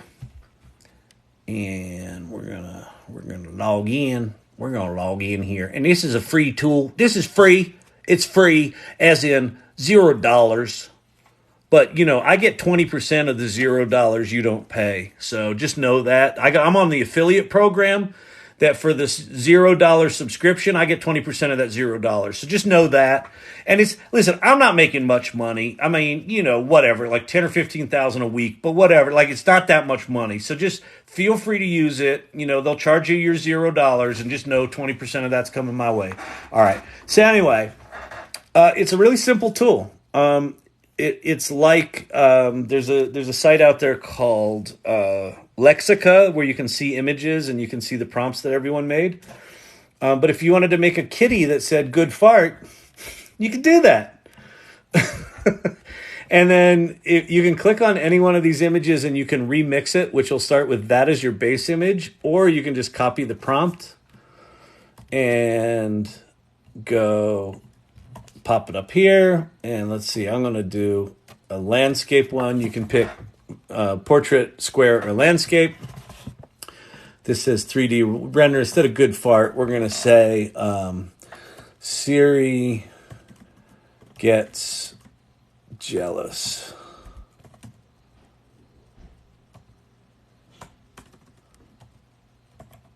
Is that spelled right? I think it is. No, I want a tall one. And then I'm going to do typography, and that's good. We'll go bang. And then we're off. And that's it. So IDEO gram, GRAM .ai.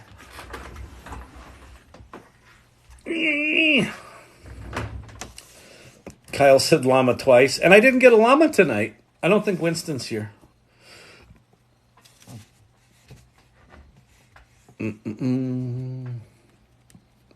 These are very cute.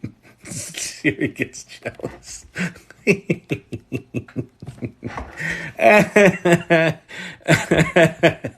Okay, that's the one we're keeping. That's going in the old repository. Siri gets jealous. Oh, that's good. All right, so we're going to go here, we're going to go here, we're going to go here. We're going to grab Siri gets jealous. We're going to pop it down here, here. All right, we got a new thing.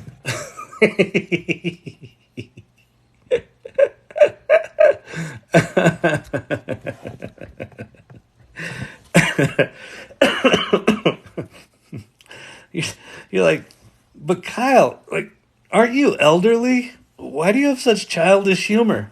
That's how we roll. Life's long enough. Be stupid. She just wants to be helpful. She really does. She really just wants to help. She's Siri's codependent.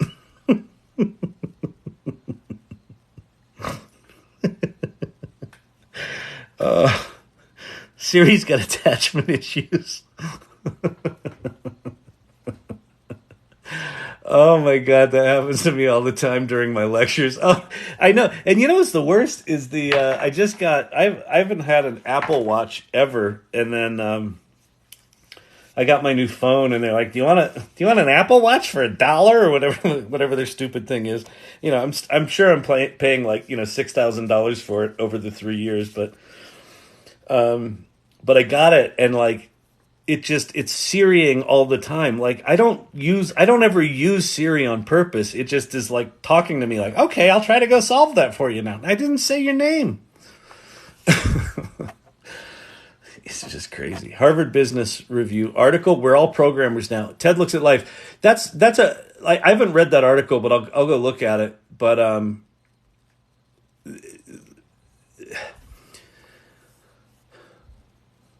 ChatGPT is programming with language. It's weird. It's, and listen, the programmers and engineers have talked about natural language processing and programming for years, theoretically. But that's what it is. It's if you're good with words, it's a weird thing. Because there's having written screenplays when you're writing creatively, or even if you're writing for business, the problems you have to solve there are kind of like internal logic and storytelling problems, right? It's like, does this connect to that? Is it original? Is it janky? Is it you're solving storytelling problems. So it's kind of a weird thing to take language, which you normally solve a certain kind of problem with. And now you use the same words and you put it into this large language model, and now it's generating computer code, or it's writing HTML, or it's creating a table comparing two different concepts, or it's analyzing some data in a CSV file. And then you're like, no, that wasn't what I meant, dum-dum. Do it better. And it does. Oh, I'm sorry.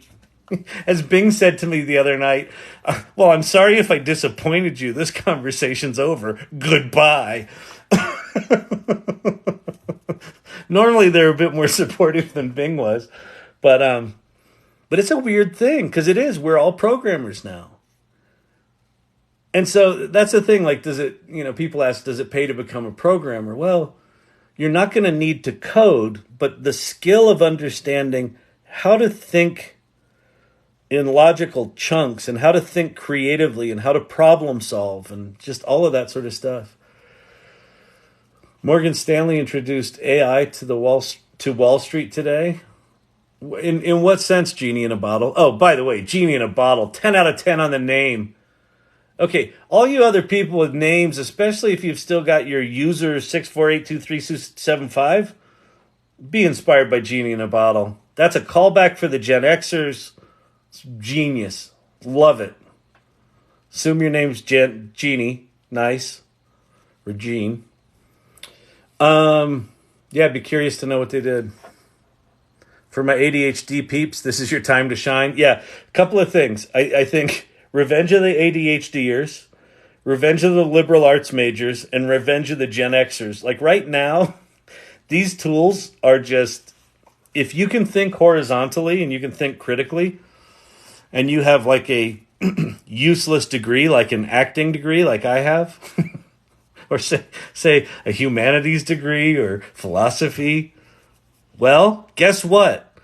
All that thinky, wordy shit you studied for all those years, you're now a programmer with it. And you're going to be better at this shit than people who don't think like that. It's wild. It's wild. Siri keeps an attitude. Siri does have attitude. Oh, man. Man alive. From coders to prompters, I guess. Well, you know what's weird, Madcap, is we're going to go from coders to prompters to conductors. It's the requirement to do prompting isn't going to last that long. If you want to work in the development side of application development, you probably still need to be dealing with prompting. But even then, it's probably going to get, the large language models are going to start prompting themselves. If you watch Code Interpreter, if you watch what advanced data analysis does within ChatGPT, when it starts prompting itself and it starts problem solving on its own and it's writing and executing code and then going, oops, I got it wrong. Let me try that again. And it's saying, okay, now that I understand this, here's the next 3 steps I'm going to take. And it writes those steps. I think we're going to very quickly move into a mode where you don't have to be good at prompting, but what you do have to be good at is, what am I trying to accomplish? Like, what's the goal here? Who's the audience? What's the problem I'm solving? What would success look like? And then you kind of sit back like a conductor of a symphony and go, okay, I think I need some tools over here, and that probably needs a Google search for the research there, and then I probably need to pull in this here. Then we need to get a data set here, and then we need to process that data in some way here, and and and it's just, your agents are going to go do the shit. And the people that can think laterally, the people that can think across a problem and understand enough about the tactical bits to know what's good and bad. That's why I say Revenge of the Gen Xers. They've still got some ambition in them. They've still got some fire in them. And they've been on the planet longer. So they're going to be able to look at what the AI generates and just more quickly be able to go, that's good, that's bullshit. And like that facilness with curation is going to be a superpower. What is one part of AI you think all companies will need to incorporate? Thanks for answering. Well, of course. What is one part of AI I think all companies will need to incorporate?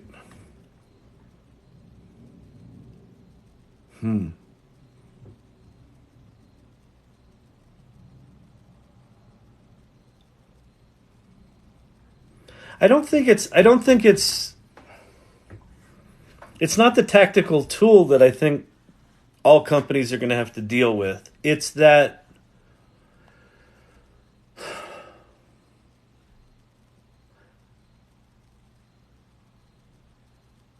because of AI,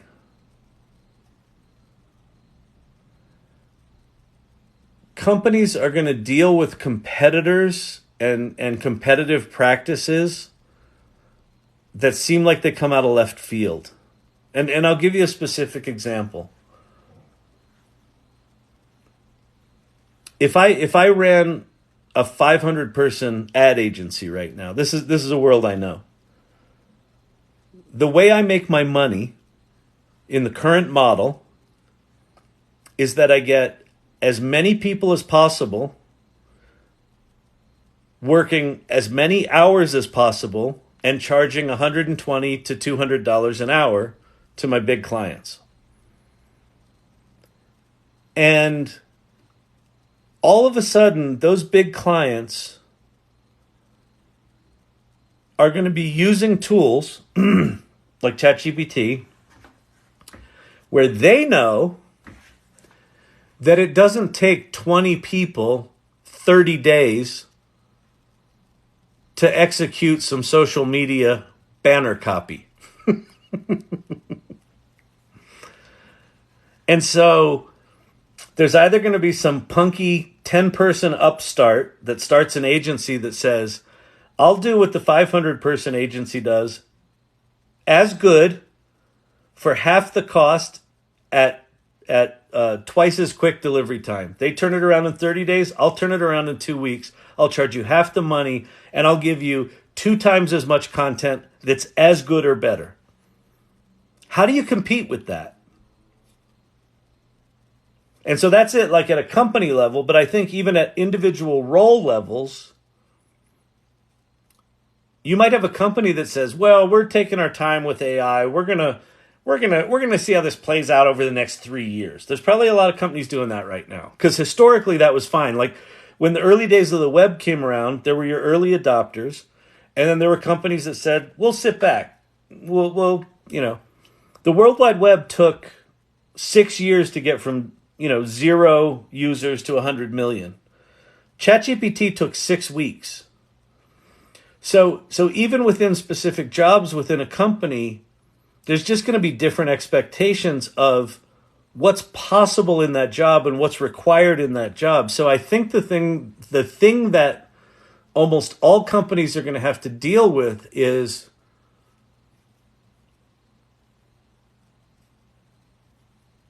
how do you get nimble in the face of accelerating change?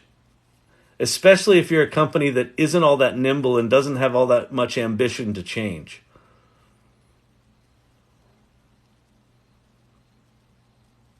And so then the implication of that is this. So what I think all companies need to do is aggressively figure out how to put themselves out of business. Because the 10-person punky ad agency startup is going to be coming at them hard anyway. So like if I were running that 500-person agency right now, one of the things I would do is I would take the 10 noisiest people. So within my 500-person company, I guarantee you there are 25 people right now rambling on about AI. They probably hang out at the AI Learning Lab and they're posting about it on LinkedIn. There's 25 people out of my 500 that are just the annoying, nudgy, geeky AI nerds.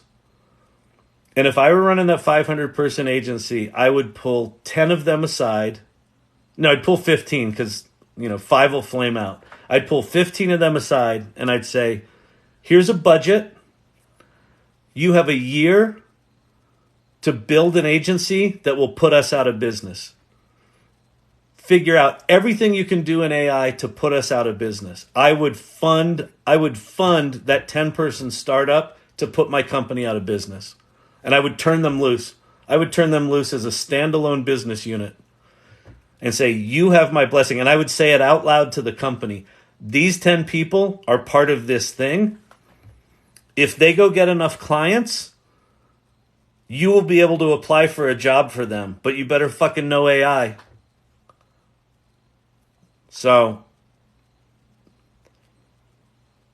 like, it ain't about the technology. Like, the technology's table stakes. Like, it's going to be everywhere, right? It's going to be in Microsoft Word. It's going to be in Office. It's going to be in, it's in everything already. And it's just going to get better and better and better and more ubiquitous and more ubiquitous. But it's what it causes that's the fuck up.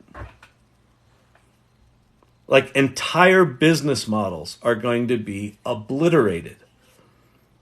If I've got a company right now that does, phone trees, press 1 to be put on hold for 45 minutes. Press 2 to be put on hold for an hour. Press 3 to be put on hold for 90 minutes and then hung up on. You know, those companies that do those, if I had one of those companies, I'd be figuring out a way to sell that thing as quick as I could. I would get the fuck out of Dodge. And I'd go raise money to build the AI version of that, where robots answer the phone and actually know what the fuck they're talking about and can actually take action. Life's tough. It's tougher when you're stupid. Dang it. Morgan Stanley introed an AI tool for its advisors. Oh, yeah, that thing. Yeah. They can query it, answer on it. Yeah, and the question is, yeah, so they did it for their advisors. The question Ted looks at life with the Morgan Stanley thing is, are they going to release that to the public as a paid subscription? Because if I could log into a Morgan Stanley subscription service where I've got sort of Morgan Stanley GPT, where I've got the collective knowledge of what Morgan Stanley's done over the past, however many decades, and I don't actually need to interact with the people anymore, and I could do it for 1/10 the cost, I'd do that. Would I fire my consultant? Maybe. Or my banker? Maybe, if it was good enough. There's Bloomberg GPT. Like, I think you're going to start to see companies starting to experiment with these things that fuck with their business model. Why did Google mothball the fucking thing that they invented? So if you don't know this, Google in 2017 invents this thing called the transformer. ChatGPT. The T in GPT is transformer. It's the technology that Google invented. Why did Sam Altman launch ChatGPT and not Google? Because I think they knew that if they fucking launched it, it would destroy their search business. So they were like, yeah, we'll just stick it off to the side here. We're good. Carry on. Just please keep searching. Google search is the way to go. We'll teach you SEO. We'll teach you all of it. It's going to be fantastic. Everyone's going to come to your website. Wait, 100 million people got on in what, 6 weeks? Oh, my God. What do we do? Serge, Larry, could you guys come back? We should probably dust off this technology sitting in the corner. Now, they're Google. Because they invented it and they have a bunch of smart people, they're going to come back swinging hard. Apparently, Gemini's really good.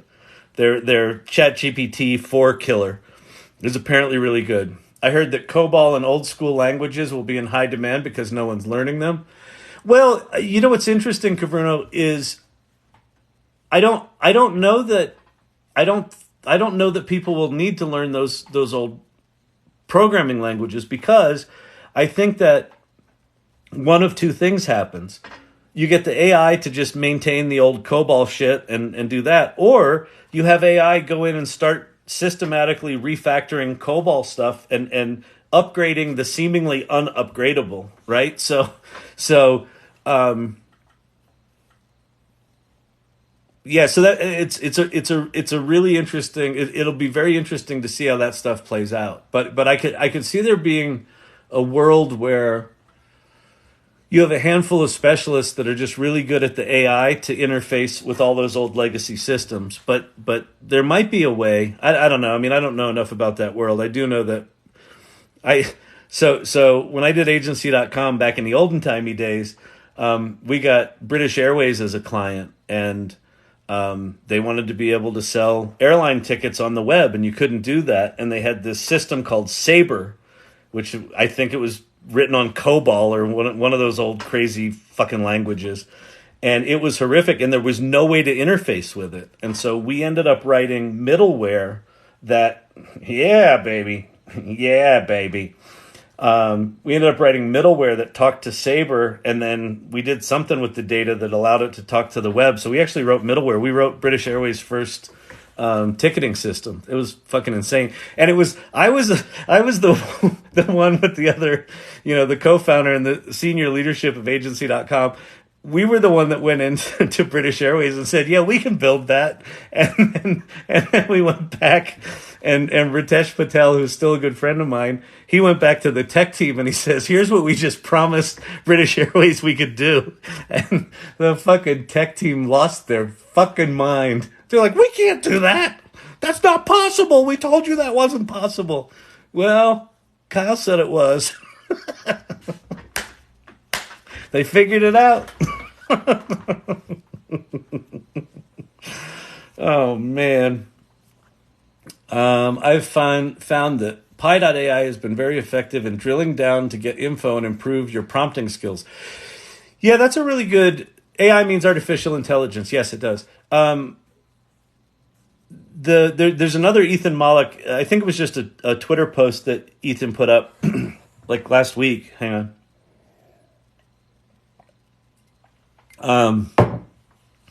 And there's some research that was done that AI is better at writing prompts than humans are.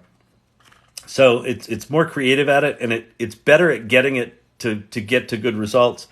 So that doesn't surprise me at all. It's a really interesting way to do it. Yo, I'm a 44-year-old writer with a religion degree. ChatGPT is my BFF. Yeah, exactly. Like perfect, Lunashtick. I mean, it's like, you've been on the planet long enough that you've seen some shit, right? And you dabble in the comedy, so not only you've seen some shit, you make fun of it, which is solid. With a religion degree, right? So you're going to be able to think about all sorts of tangential kind of things from a language perspective and from a philosophy perspective and from a mythology perspective. All of that stuff is now fair game as a programming language. What? It's insane.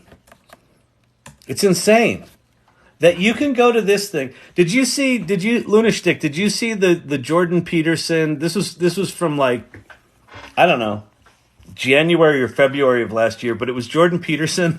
He's sitting on stage with some other dude, and he's like, "Have you heard of ChatGPT?" in his over-articulated language, and he just talks about the fact that he asked ChatGPT if it knew 12 Rules for Life, the book that he wrote, language translation. It's amazing at language translation, and then he had ChatGPT write the 13th rule of life, and he said it was brilliant. And then he had it use two different like competing philosophical frameworks to like think about the 13th chapter, and he said it got it brilliantly. And it's like when you see someone like him that's sort of operating at a very different intellectual plane, challenging ChatGPT and then realizing, holy shit, this thing knows that stuff too. It's like we're playing such a different game right now. It's crazy. Jules, the language translation thing. I don't know if were here earlier, but check this out. This is fucking bonkers. So this was from a company called, this is from a company called HeyGen. Here, I'll do it big. Because there's just not enough of me. So we've heard from a number of clients that modular content is important to them, getting more efficient with how we create content and how we leverage content. Clienti dicono che il contenuto modulare è importante, rendendo più efficiente la creazione dei contenuti. Behind me, you see these little green boxes. That's how we think about stories at Storyvine. We break stories down into little atoms, right? Little modules. Dietro di me vedi queste piccole scatole verdi, così pensiamo alle storie. A Storyvine scomponiamo le storie. A Storyvine. I don't speak Italian. So that's now a thing. It's like 50 cents a minute. And to do that historically would take you a lot of money. And you really wouldn't do it. What you would do is you would hire someone that spoke Italian and you would make another video. So like that's possible now. That came out a month ago. Not even 3 weeks. Well, no, it came out. I think they soft released it August 7th is what the co-founder of HeyGen said. And it basically just sat unused for like the month of August. And then and then someone discovered it and made like a Twitter video about it. And all of a sudden people lost their fucking minds.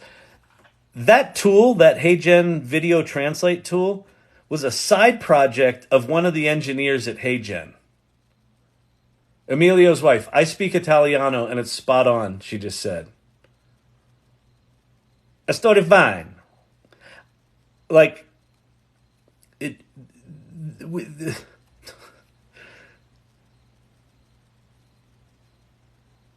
you own a translation company that specializes in finding people that speak multiple languages to be able to make those kind of videos. What do you do right now? What do you do with that? This is back to that idea of like, what do all companies need to do right now? They need to fucking get educated as quickly as possible because I think almost every business, almost every job, almost every person is going to face some sort of weird, it's a weird, I experienced this with my company Storyvine. It's a video technology company. And there's this duality that I experienced of, holy shit, my business is at existential risk, and holy shit, this is the most exciting thing I've ever seen, and this could take my business to the next level. Like I could completely reinvent my business. And those things are both living simultaneously and kind of doing this. And it's surreal. And then like the third, so one is whatever the value proposition of your business is going to change. This one is there's a bunch of tools that could take the value proposition of your business to a whole nother level. And then the third sort of competing force is here's the existing business and your existing customer base. And at what point do all of these things merge? And if your business is a one-person sole proprietorship or a 10-person company like mine is, or a 500-person agency or a 100,000-person consultancy, all of them, every one of them are facing this weird convergence. And, my fear and the reason this channel exists is that those that think they have 3 years to sit on the sidelines and figure this shit out, don't. I don't think they have a year. They might have a year. They don't have 2. They certainly don't have 3. And certain industries are going to topple faster than others. Voiceover, translation, customer service, outbound sales calls. Go look at air.ai. I don't know how real this company is, but air.ai. They're here, we'll click to play the demo. Hey, James. I'm not interested, man. Yeah, no worries. I hate calls out of the blue too. But I'm actually from Apple, and I saw you were checking out Vision Pro and were about to pre-order but left the page. Dad, I was curious, what had you looking into potential? Okay, I can respect that. Can I just ask one question before you go? Fine, shoot. What's up? Why did you decide not to pre-order the Vision Pros? I saw you changed your mind last minute. So that goes on for, I don't know, 10 minutes. Is it real or not? Like, did that guy actually not know that that was a robot? Maybe, maybe not. I don't know. But what they're selling here is 100,000 sales reps and customer service reps at the tap of a button. So if you run an outbound sales call center, or if you run a customer service center, and some punky 5 to 10 person startup takes this technology or something like it and goes all in on virtual Salesforce and virtual customer service and comes in and undercuts you by 90% and delivers better value, those salespeople can make phone calls 24 hours a day. Those customer service reps can answer all the calls and answer probably most, if not all, of the questions and be smart enough to know when they need to connect you to a real person. What do you do if you're those businesses? How many owners of those businesses have never heard of ChatGPT, much less this thing? Probably a lot. And what's going to happen to them? Like a fucking tsunami. It's like, oh, low tides seems extra low today. That's weird. Let's go out and play in the seashells. Da, da, da, da, da. Right? I mean, holy crap. Well, this took a turn for the dark, didn't it, Marge? Normally, the AI Learning Lab's very entertaining. I don't know. Someone asked me what company should know, and it sent me down a little hole. Siri gets jealous. Here, we'll do this for Emilio's wife. There you go. Oh, what tone do you want it presented in? Yep, Gen X and older millennials are driving the AI. Yep. I heard that COBOL and old school languages will be in high demand. A problem well started is a problem half solved. What replaces prompts? Selectors? What replaces prompts is autonomous agents, where you basically give an agent a goal and it will start prompting itself. You know, like, so right now, like take a parlor trick, like write me a country song.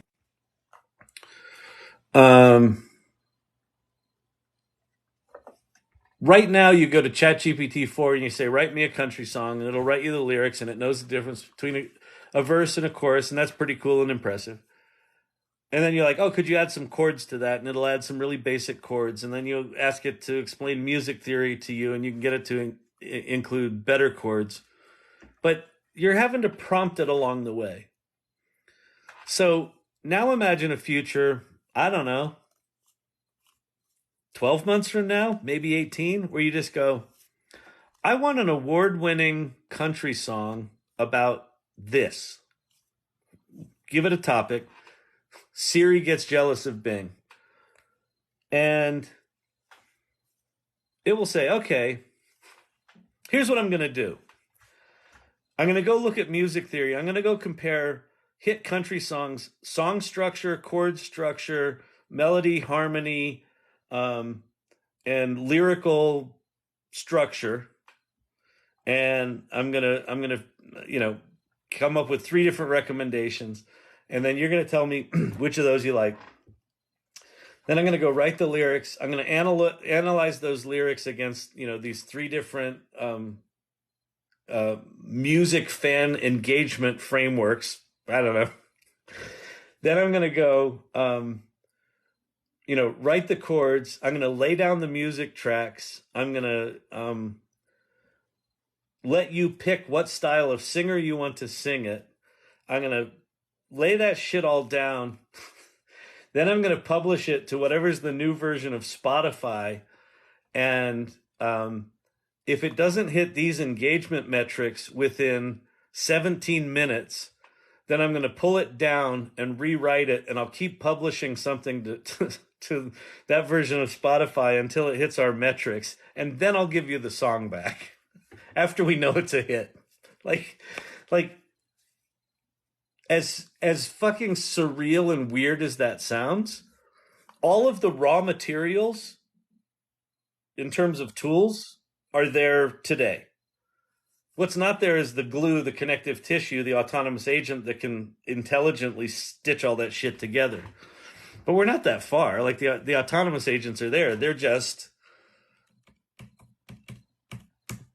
janky pieces of shit right now. But give it a year. Give it 18 months. Companies need to incorporate AI ethics. They do. We've got a lot. Forever hooked. 9.5 out of 10 on the name. Love the name. Kyle, you impress me every night with your insight. A Kevin McAllister moment.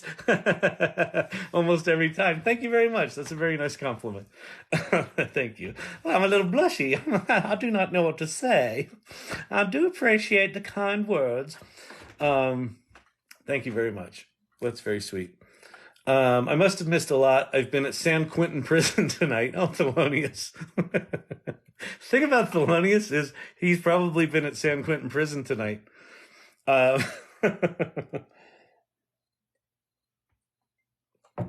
right. Thelonious, are you enjoying your stay? I love how the irregulars troll one another regularly now. It's good. I like it. It's solid. Microsoft, Redmond, Washington State, USA. Where else? Google. What? Wikipedia, Paul Allen. Is that some sort of spammy thing? Frankfurter? By the way, Frankfurter as a name is pretty good. It's not a boy tech. It's about the people. Yeah, I agree with that. Did I call it a boy tech? If I did, I didn't mean to. It's just, they're large language models. And what else are large language models? Human beings. I'm definitely of the mind that I think that generative AI is going to teach us how to be better people. I actually believe that. And it sounds weird to say it. I think it's a weird, naive thing to say, but I think it's actually true. I find myself changing as a human as a result of interacting with these robots in a positive way. I'm more empathetic. I'm more aware of others. I'm more aware of what I say. I'm more aware of acknowledging people for their contributions, because it's just always, it's like always there and like, here to serve. How can I help you? Oh, you fucked this up. Oh, I'm really sorry about that. Let me try again. It's like, oh yeah, I remember when I had a good attitude. Yeah, maybe I should get back to that. It's weird, man. It's very weird. Are we hacking into Huawei? No, but I'm sure they're hacking into us. Did you hear we lost the F-35 today, where the pilot ejected and the plane kept flying on autopilot? There have been multiple conspiracy theory TikTokies on that one already, including one where it got hacked and by Russia and China and landed it in Cuba. Who knows? So they're gonna be some wild hacking stories coming out in the next few years. Probably in the next year. My God, the 2024 election in the States is gonna be bonkers. It's gonna be nuts. It's gonna be nuts. My friend operates a dental practice, discussed about voice-activated chatbots to reduce staff time. Yeah, that's another thing where the sort of bad rap that AI is getting is like, oh, the robots are going to take our jobs, and if you have robots answering the phone, then people can't do that. Well, in the case of a dental office like that, a lot of time is wasted by, the people in the office spending too much time on the phone answering the same stupid fucking questions over and over again. But it's people's health and it's their teeth and they've got questions and they got to deal with it. If you could have a bot that could answer the basic questions easily and then be smart enough to know when to escalate it to a person, yeah, those people could be spending more time taking better care of patients. Like, that feels right to me, right? So I think that feels very right, Omar. AI can cure aging. The anti-aging faction of TikTok is very excited about AI. It's going to solve aging. I don't know that it's going to solve aging, but I do think we're going to see some dramatic, improvements in life extension and dealing with diseases. So, yeah. Google and the DoD are building an AI-powered microscope to help doctors spot cancer. Yep, that's very cool. Inks are going to use AI to know what their inks already, but its expensive expertise is on a million spreadsheet. I don't quite know what that means, Cavruno, but I think what you're talking about, so companies, a massive amount of every company's value is lost because of how we use computers. How do we use computers? We write shit, and then we use the computer as a fucking garbage pail to dump our data in, never to be seen again. So you write a brilliant report or you write a brilliant paper, and then you dump it in the hard drive in a folder called, super final secret presentation of the biggest idea of the century ever. And you put your file in there, and then 3 years later, you stumble upon it again, and we're like, oh, yeah, that was a good idea. All of that data, in whether you're a small company or a massive company, there is massive amounts of value locked in hard drives that's unaccessible because it's unstructured data. Not anymore. Embed that shit, throw it into a vector database, and start to rediscover the brilliance of your company. Start to rediscover the brilliance of the people who were too shy to speak up in meetings, but wrote brilliant ideas. Like the amount of value that companies are going to be able to uncover easily, instantly, is going to be crazy. And they might go, hey, let's turn that into a subscription service. Maybe that's a new line of revenue for the business.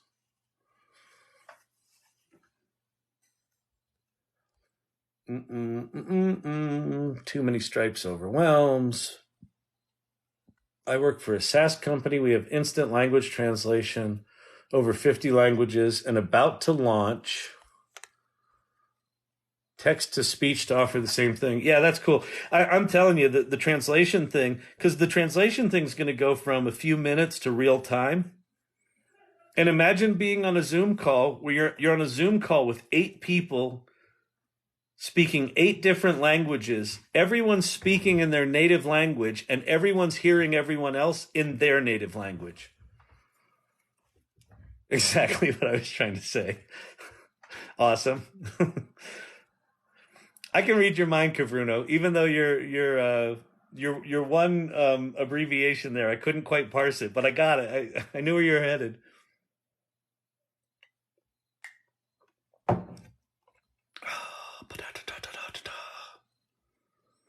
All right. Wait, problem is, it's like the UN. Ooh, nice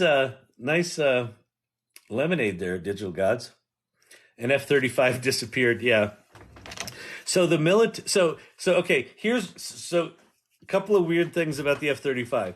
Pilot ejects and the plane keeps flying on autopilot. That don't seem normal. The military says to the public, hey, anyone seen our $80 million jet that's full of transponders?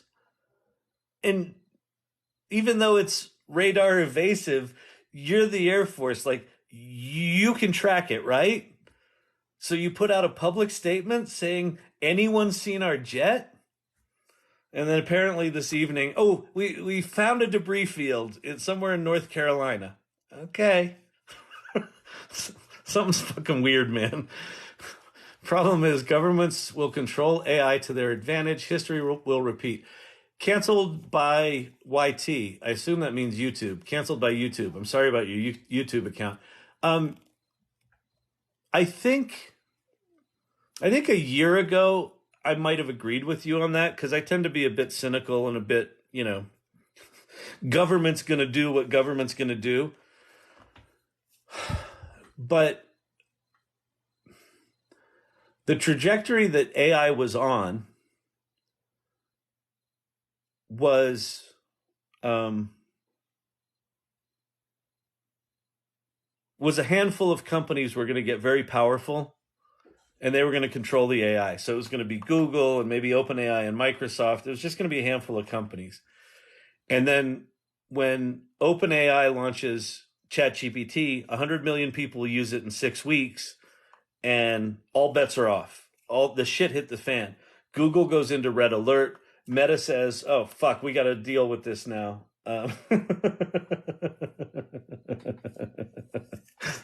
Ted Looks at Life just made a very funny photo. I'll put it up. I'll put it up here. It says, don't make Siri angry. Oh,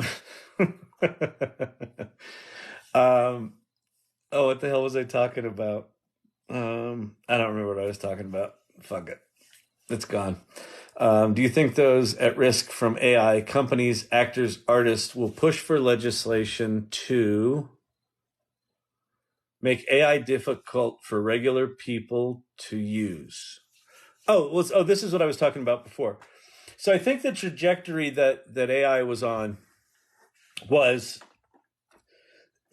in a way that you could lean into your cynical thinking, which was 3 to 4 powerful companies will control the most powerful AI, and the rest of us are just at the mercy of that, right? So whoever becomes the new Facebook, the new Google, is going to be the new, is it OpenAI, is it someone else, whatever.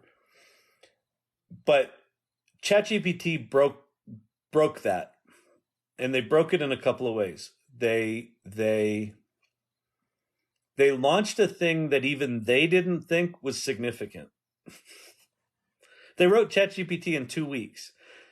The instructions for how to build ChatGPT were in the documentation for GPT-3 for a year or a year and a half before it launched. Sam Altman assumed that some enterprising young Lasser fella would look at the documentation of GPT-3 and say, oh, there's a cool ChatGPT thing in here. I should go build that. Nobody built it. So they launch it after a 2-week development cycle, a 2-week sprint, and it goes from 0 to 100 million users in 6 weeks. Went to 1 million users in 5 days, and people were like, uh-oh, fuck, something's different here. Including Google, including Meta, including Jeff Bezos, including Elon Musk, including Microsoft. Microsoft went from $1 billion investment to a $10 billion investment. They're like, fuck it, we're in, let's go. We're going to roll it into everything. We're going to place our bets on this because we think we can fuck with Google. The CEO said as much. And then Meta comes out and they open source Llama 1 as a research version. But what it does is it gets the entire development community frothing at the bit to work on open source projects. And then a month ago, Meta releases Llama 2 with a full commercial license, unless you have more than 700 million customers. And now you've got, all of the investment money in venture and PE is going toward AI. All of the development community is going toward AI. Every single company, including Apple. Apple is spending the bulk of their $24 billion research budget on AI. Like, everyone's doing it now. So I don't think, I think ultimately over a 20-year cycle, it will consolidate into a handful of companies, but I don't think it happens in the short term. And I think the water has kind of squeezed through, the fingers of the industry. I don't know that China can control this. I don't know that the States can. I don't think any single country can control it. It's out there. And you could say, well, they'll just shut down the internet. They might. You could have a country just says, fuck it, and they do an electromagnetic pulse weapon and fucking blast off the internet. But in very short order, and we can probably do it now, the developer community is optimizing these models to get smaller and smaller, so you'll be able to install them on a phone that has no internet connectivity. So imagine having ChatGPT 3.5 on your phone, and you're in the mountains. You don't have any internet access, but you've got all of that knowledge sitting there at your fingertips. We're that's within a year. That's happening. So I don't know. I don't have the same confidence anymore that it's just going to be controlled by the government and we're just going to be at the mercy of it. But if we don't start using it and bending it toward the good, then it will bend the other direction. So again, that's why I'm here every night. What time is it? I got to go to bed, people. It's Monday night. I think I have a light day tomorrow, though. I got an 8 o'clock meeting. Exactly those features are now enhancements with other products, no longer third-party offering. Yep, exactly. Why is your computer at chin level? Because if it's at my desk level, then my phone has to be down there, and the camera shoots up my nose. And I spend most of the 3 hours of these lives addressing the quality of my nose hairs. And I got sick of it.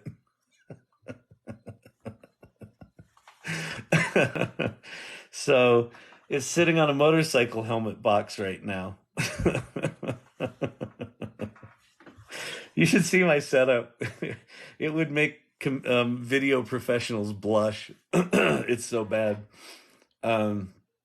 I don't see how the government could rein them all in now. Yeah, that's my point. Is I think at this point the government's got to acknowledge it and has got to they've got to figure out a way to strike the balance of we'll put what safety regulations we can in place. We'll start, the AI equivalent of the FAA or the FTC, and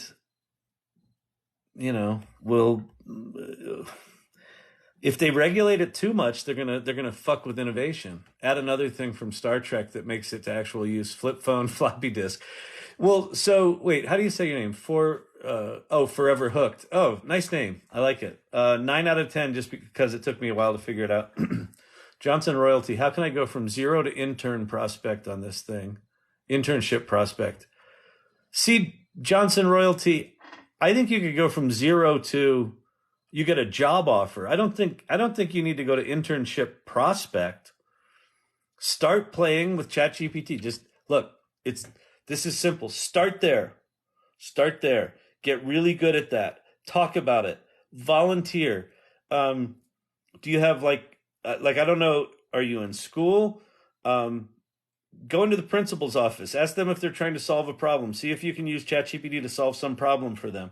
If you're in some sort of community center or church group, do something for them. If you're at work and Sally can't figure out how to, get the first draft of her marketing plan out because things are changing too fast, go to ChatGPT and have it write a marketing plan and just hand it to Sally and say, hey, I've been experimenting with ChatGPT. I wrote this for you. I hope it helps. Let me know if you need any other things. I can maybe try to figure that out too. Let people know that you're experimenting with this stuff. Talk about it. Do projects. Figure out something you've wanted to do for 20 years. I don't know how old you are. You might only be 20. Figure out something you've been wanting to do for a while, but haven't gotten around to it because you're not really good enough at that thing. And then use that thing. And now all of a sudden you're good at that thing. Just get jiggy with it. Start dicking around with AI. Your answers were fire tonight. Everybody leaving smarter. Thank you very much, Silver Fox. I appreciate that. Silver Fox, one of the OG irregulars here, by the way. I think she's level 13 or 15 or some crazy shit like that. You're like, Kyle, levels? Yeah. Yeah, we're like Scientology in here. You reach level 33, some shit goes down. It's fantastic. You wouldn't even know. You think like, isn't this just a TikTok channel? Oh, you think it is. It's just a TikTok channel. I use ChatGPT to land my last job, and hit the interview out of the park. Oh, yeah. See? See? There you go. Well, how do you do that? Well, you go to ChatGPT and you say, hey, ChatGPT, I want you to be an employment coach, and here's what I do.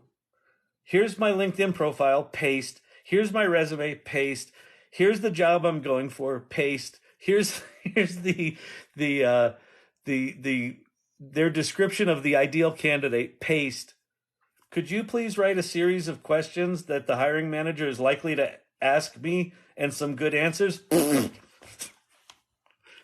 Oh, that's good. And you do that with Pi, and you can just have a conversation with it. Hey, Pi, I want to practice interviewing for that job again we talked about yesterday. Oh, sure, Kyle, welcome back. That job sounds really exciting. You must be excited to do it. Here's a question for you. That's a fantastic answer. Anything I should add? Well, you might want to add this. So by the time you get to the interview, boom, knock it out of the park. I heard this term at my LinkedIn Live last Friday. I do like a Friday afternoon office hours thing on LinkedIn. And two of the guys that were in there took a course on, I think it's called Maven, is some sort of learning platform. That was like being AI native in business was the course. And that term AI native like caught my ear, like, that's weird. What does that mean? And I made a video about this. It's like one of my recent videos was about this idea of being AI native. And what I realized is I'm not AI. So what AI native is anytime you have a problem to solve, the first thing you do is go to AI and try to have AI solve it with you. See if you can get AI to solve it better, faster, in some way. As opposed to, my life is over here. I'm doing my shit over here. And then occasionally I'll go, oh, maybe I should see if ChatGPT can do that thing. Oh, yeah. Oh, it's pretty good. And then I go back to my life, right? Being AI native is being like this, where you're just like, I got a problem. Okay. Can ChatGPT do it? No. Okay, fuck it. I'll do it the way I used to do it. But if you put in 45 minutes of learning how ChatGPT can do it or not, versus 45 minutes of doing it the way you've always done it, it's way more valuable to spend the 45 minutes dicking around with AI because you've learned something along the way. And what you might learn is that there's a much better way to do it with AI than there was historically. And the next time you go to do that problem, it takes you 5 minutes instead of 45 minutes. But you wouldn't have found that had you not been dicking around with AI. So that's the AI native thing that I think is really interesting. I use ChatGPT to create my Amazon merch listings. Yep, it does an amazing job. In fact, didn't Amazon just build that into Amazon listings? I'm pretty sure they did. And maybe that's what you're using. It will replace audio proctologists. Problem is governments will control AI to their advantage. History will repeat. That I don't agree with. We talked about that. I use ChatGPT to open Fort Knox. Listen, man, hackers gonna hack. Hackers gonna hack. Why doesn't the F-35 have an Apple tag? Exactly, right? I mean, it does. So, and why is the military asking the public have you seen our plane? Something ain't right there, man. Something ain't right. That was so 15 minutes ago. We used to, back in the 90s when we were starting agency.com, we were working like 14 hours a day, 7 days a week. It was fucking insanity. And we had a saying at agency.com, oh, sleep is so 80s. It's like, if you start getting into this AI stuff, man, you will have some nights where you're up till like 4 a.m. You're like, oh, fuck, I got to go to bed. But you can't stop thinking about it. And then you can't go to sleep. It's nuts. They found the plane, thank God. Yeah, they said they found a debris field. It's getting crazier every year. I know. All right, listen. It's getting late here, people. Let me scroll to the bottom. Do a few more comments down at the bottom. Bottom. Why can't ChatGPT give trading recommendations? It can. Go get some historical trading data and go into GPT's advanced data analysis, upload your trading data and start interacting with it. It can, at a minimum, can do some analysis of historical data. If not, use some sort of strategy to recommend shit. Can we connect AI to AutoCAD? So Uzi, Dannon, I'm sure. So go to futurepedia.io or there's an AI for that.com. Futurepedia.io or there's an AI for that.com. And just look up AutoCAD. I'd be surprised if AutoCAD wasn't actively working on this right now. There'll probably be a plugin for it, or there could be an existing tool right now. I think that idea of AI-assisted 3D modeling, architecture, CAD, world building, game building, all that sort of stuff is kind of the next frontier where, these things start instructing other systems. So here's okay. I've been doing a lot of prognosticating tonight. Here's another prognostication. That's a word, right? ChatGPT will tell us.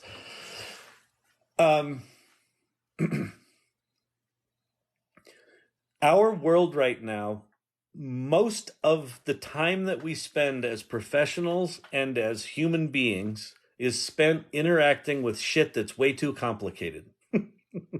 That's the technical term. So AutoCAD does remarkable things, right? And 3D printers do remarkable things, and Arduino, computer microcontrollers do remarkable things, and health insurance companies do horrible things, but they do it in a really complicated way so that they don't have to pay your bills, right? Everything's complicated. And I think that one of the very clear paths that these tools take us to is they become a simplification layer sitting on top of these really complex systems, where we will just be able to ask our agents, go do me that shit. And some of that will be connected to AutoCAD. I have an idea for this object. Go do that, stress test it in these 3 materials, and tell me if any of them succeed. And it will go off and create an item and make it in those materials and do all the stress testing. And I don't know shit about that, but I know there's all sorts of shit you can do with it, and it's really complicated and it takes decades. It's not going to take decades anymore. Everything that is incredibly complicated is going to become incredibly simple. Things that were the purview of 20-year professionals are now going to be democratized. What does that do? I don't know. But if I can do things as sophisticated in AutoCAD as, a 20-year engineer, now I'm not going to be able to look at the output of that and know if it's any good or not. But the fact that I can get in there and just dick around with it and come up with something that maybe I send to a 3D printer, and maybe that turns into some idea, maybe that turns into some invention I have, that kind of stuff's going to happen all over the place. So you're going to have people cross-pollinating into industries and applications they never would have even considered. And that's why I think we're entering what I'm calling a great renaissance that is going to make the old renaissance look teeny and quaint.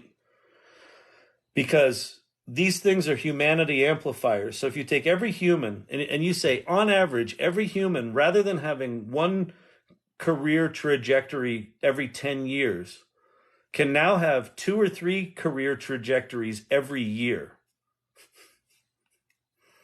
People are going to be reinventing themselves. Bang, bang, bang, bang, bang.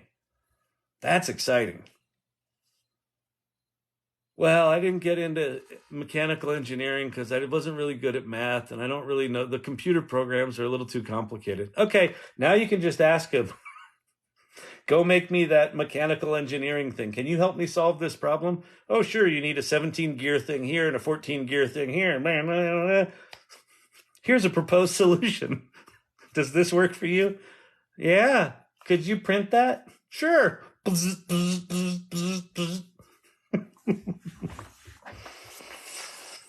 Anyway.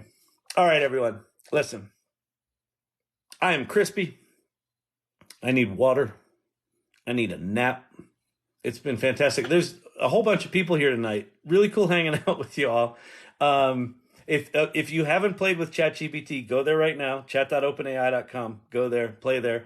If you want to join a community of people who are trying to figure this shit out, go to the salon.ai and join the meetup and join the Discord. But also read our values statement. We want nice people. Be nice. Don't be jerks. If you're a jerk, just stay away. There's other channels for that. This isn't one of them. I know 151 people. It's crazy, isn't it? Now there's 154. Thank you, all you regulars. You're amazing. You really are amazing. Thank you for the modding tonight. It was really good. The questions you popped up are really, really good tonight. So thank you for that. It's so funny. I feel like the channel goes through these weird personality swings, but I think since we've had modders, like it's not as zany and fun maybe, but I don't know. I feel like the nature of the conversation has been good. So thank you all for that. So let's do our little romper room thing. I see Rhonda. Oh, Rhonda. So Rhonda and I are holding a workshop for creatives, starting October 1st. I've got to, I'm going to put together, a thing here that I can put up here. And Rhonda is she's got a whole community of voiceover actors and people, creative professionals. So we're doing a workshop for her audience, but I'll talk about it here. So, we're going to be doing kind of overall AI stuff, applying, large language models to business, and then kind of advanced stuff, with creative professionals. So if that's something you're interested in, I've got information on it. I just don't have it at my fingertips right now. Hey, Rhonda, good to see you. I'm glad you're here. I'm glad you said something. Tobias, good to see you. Thelonious, Robert Rossi, thanks for being here tonight. Digital Gods, Industry 101. This has been great. Thank you very much. I found my peeps. All right. Hustery 101. I like it. I like the name, by the way. Peace out to Steve-O, Naturally Natalie, Tobias, Thelonious. I'm a librarian. Thank you, Dr. J. Emilio's wife. All right, everybody. Have a good night. I'll talk to you tomorrow.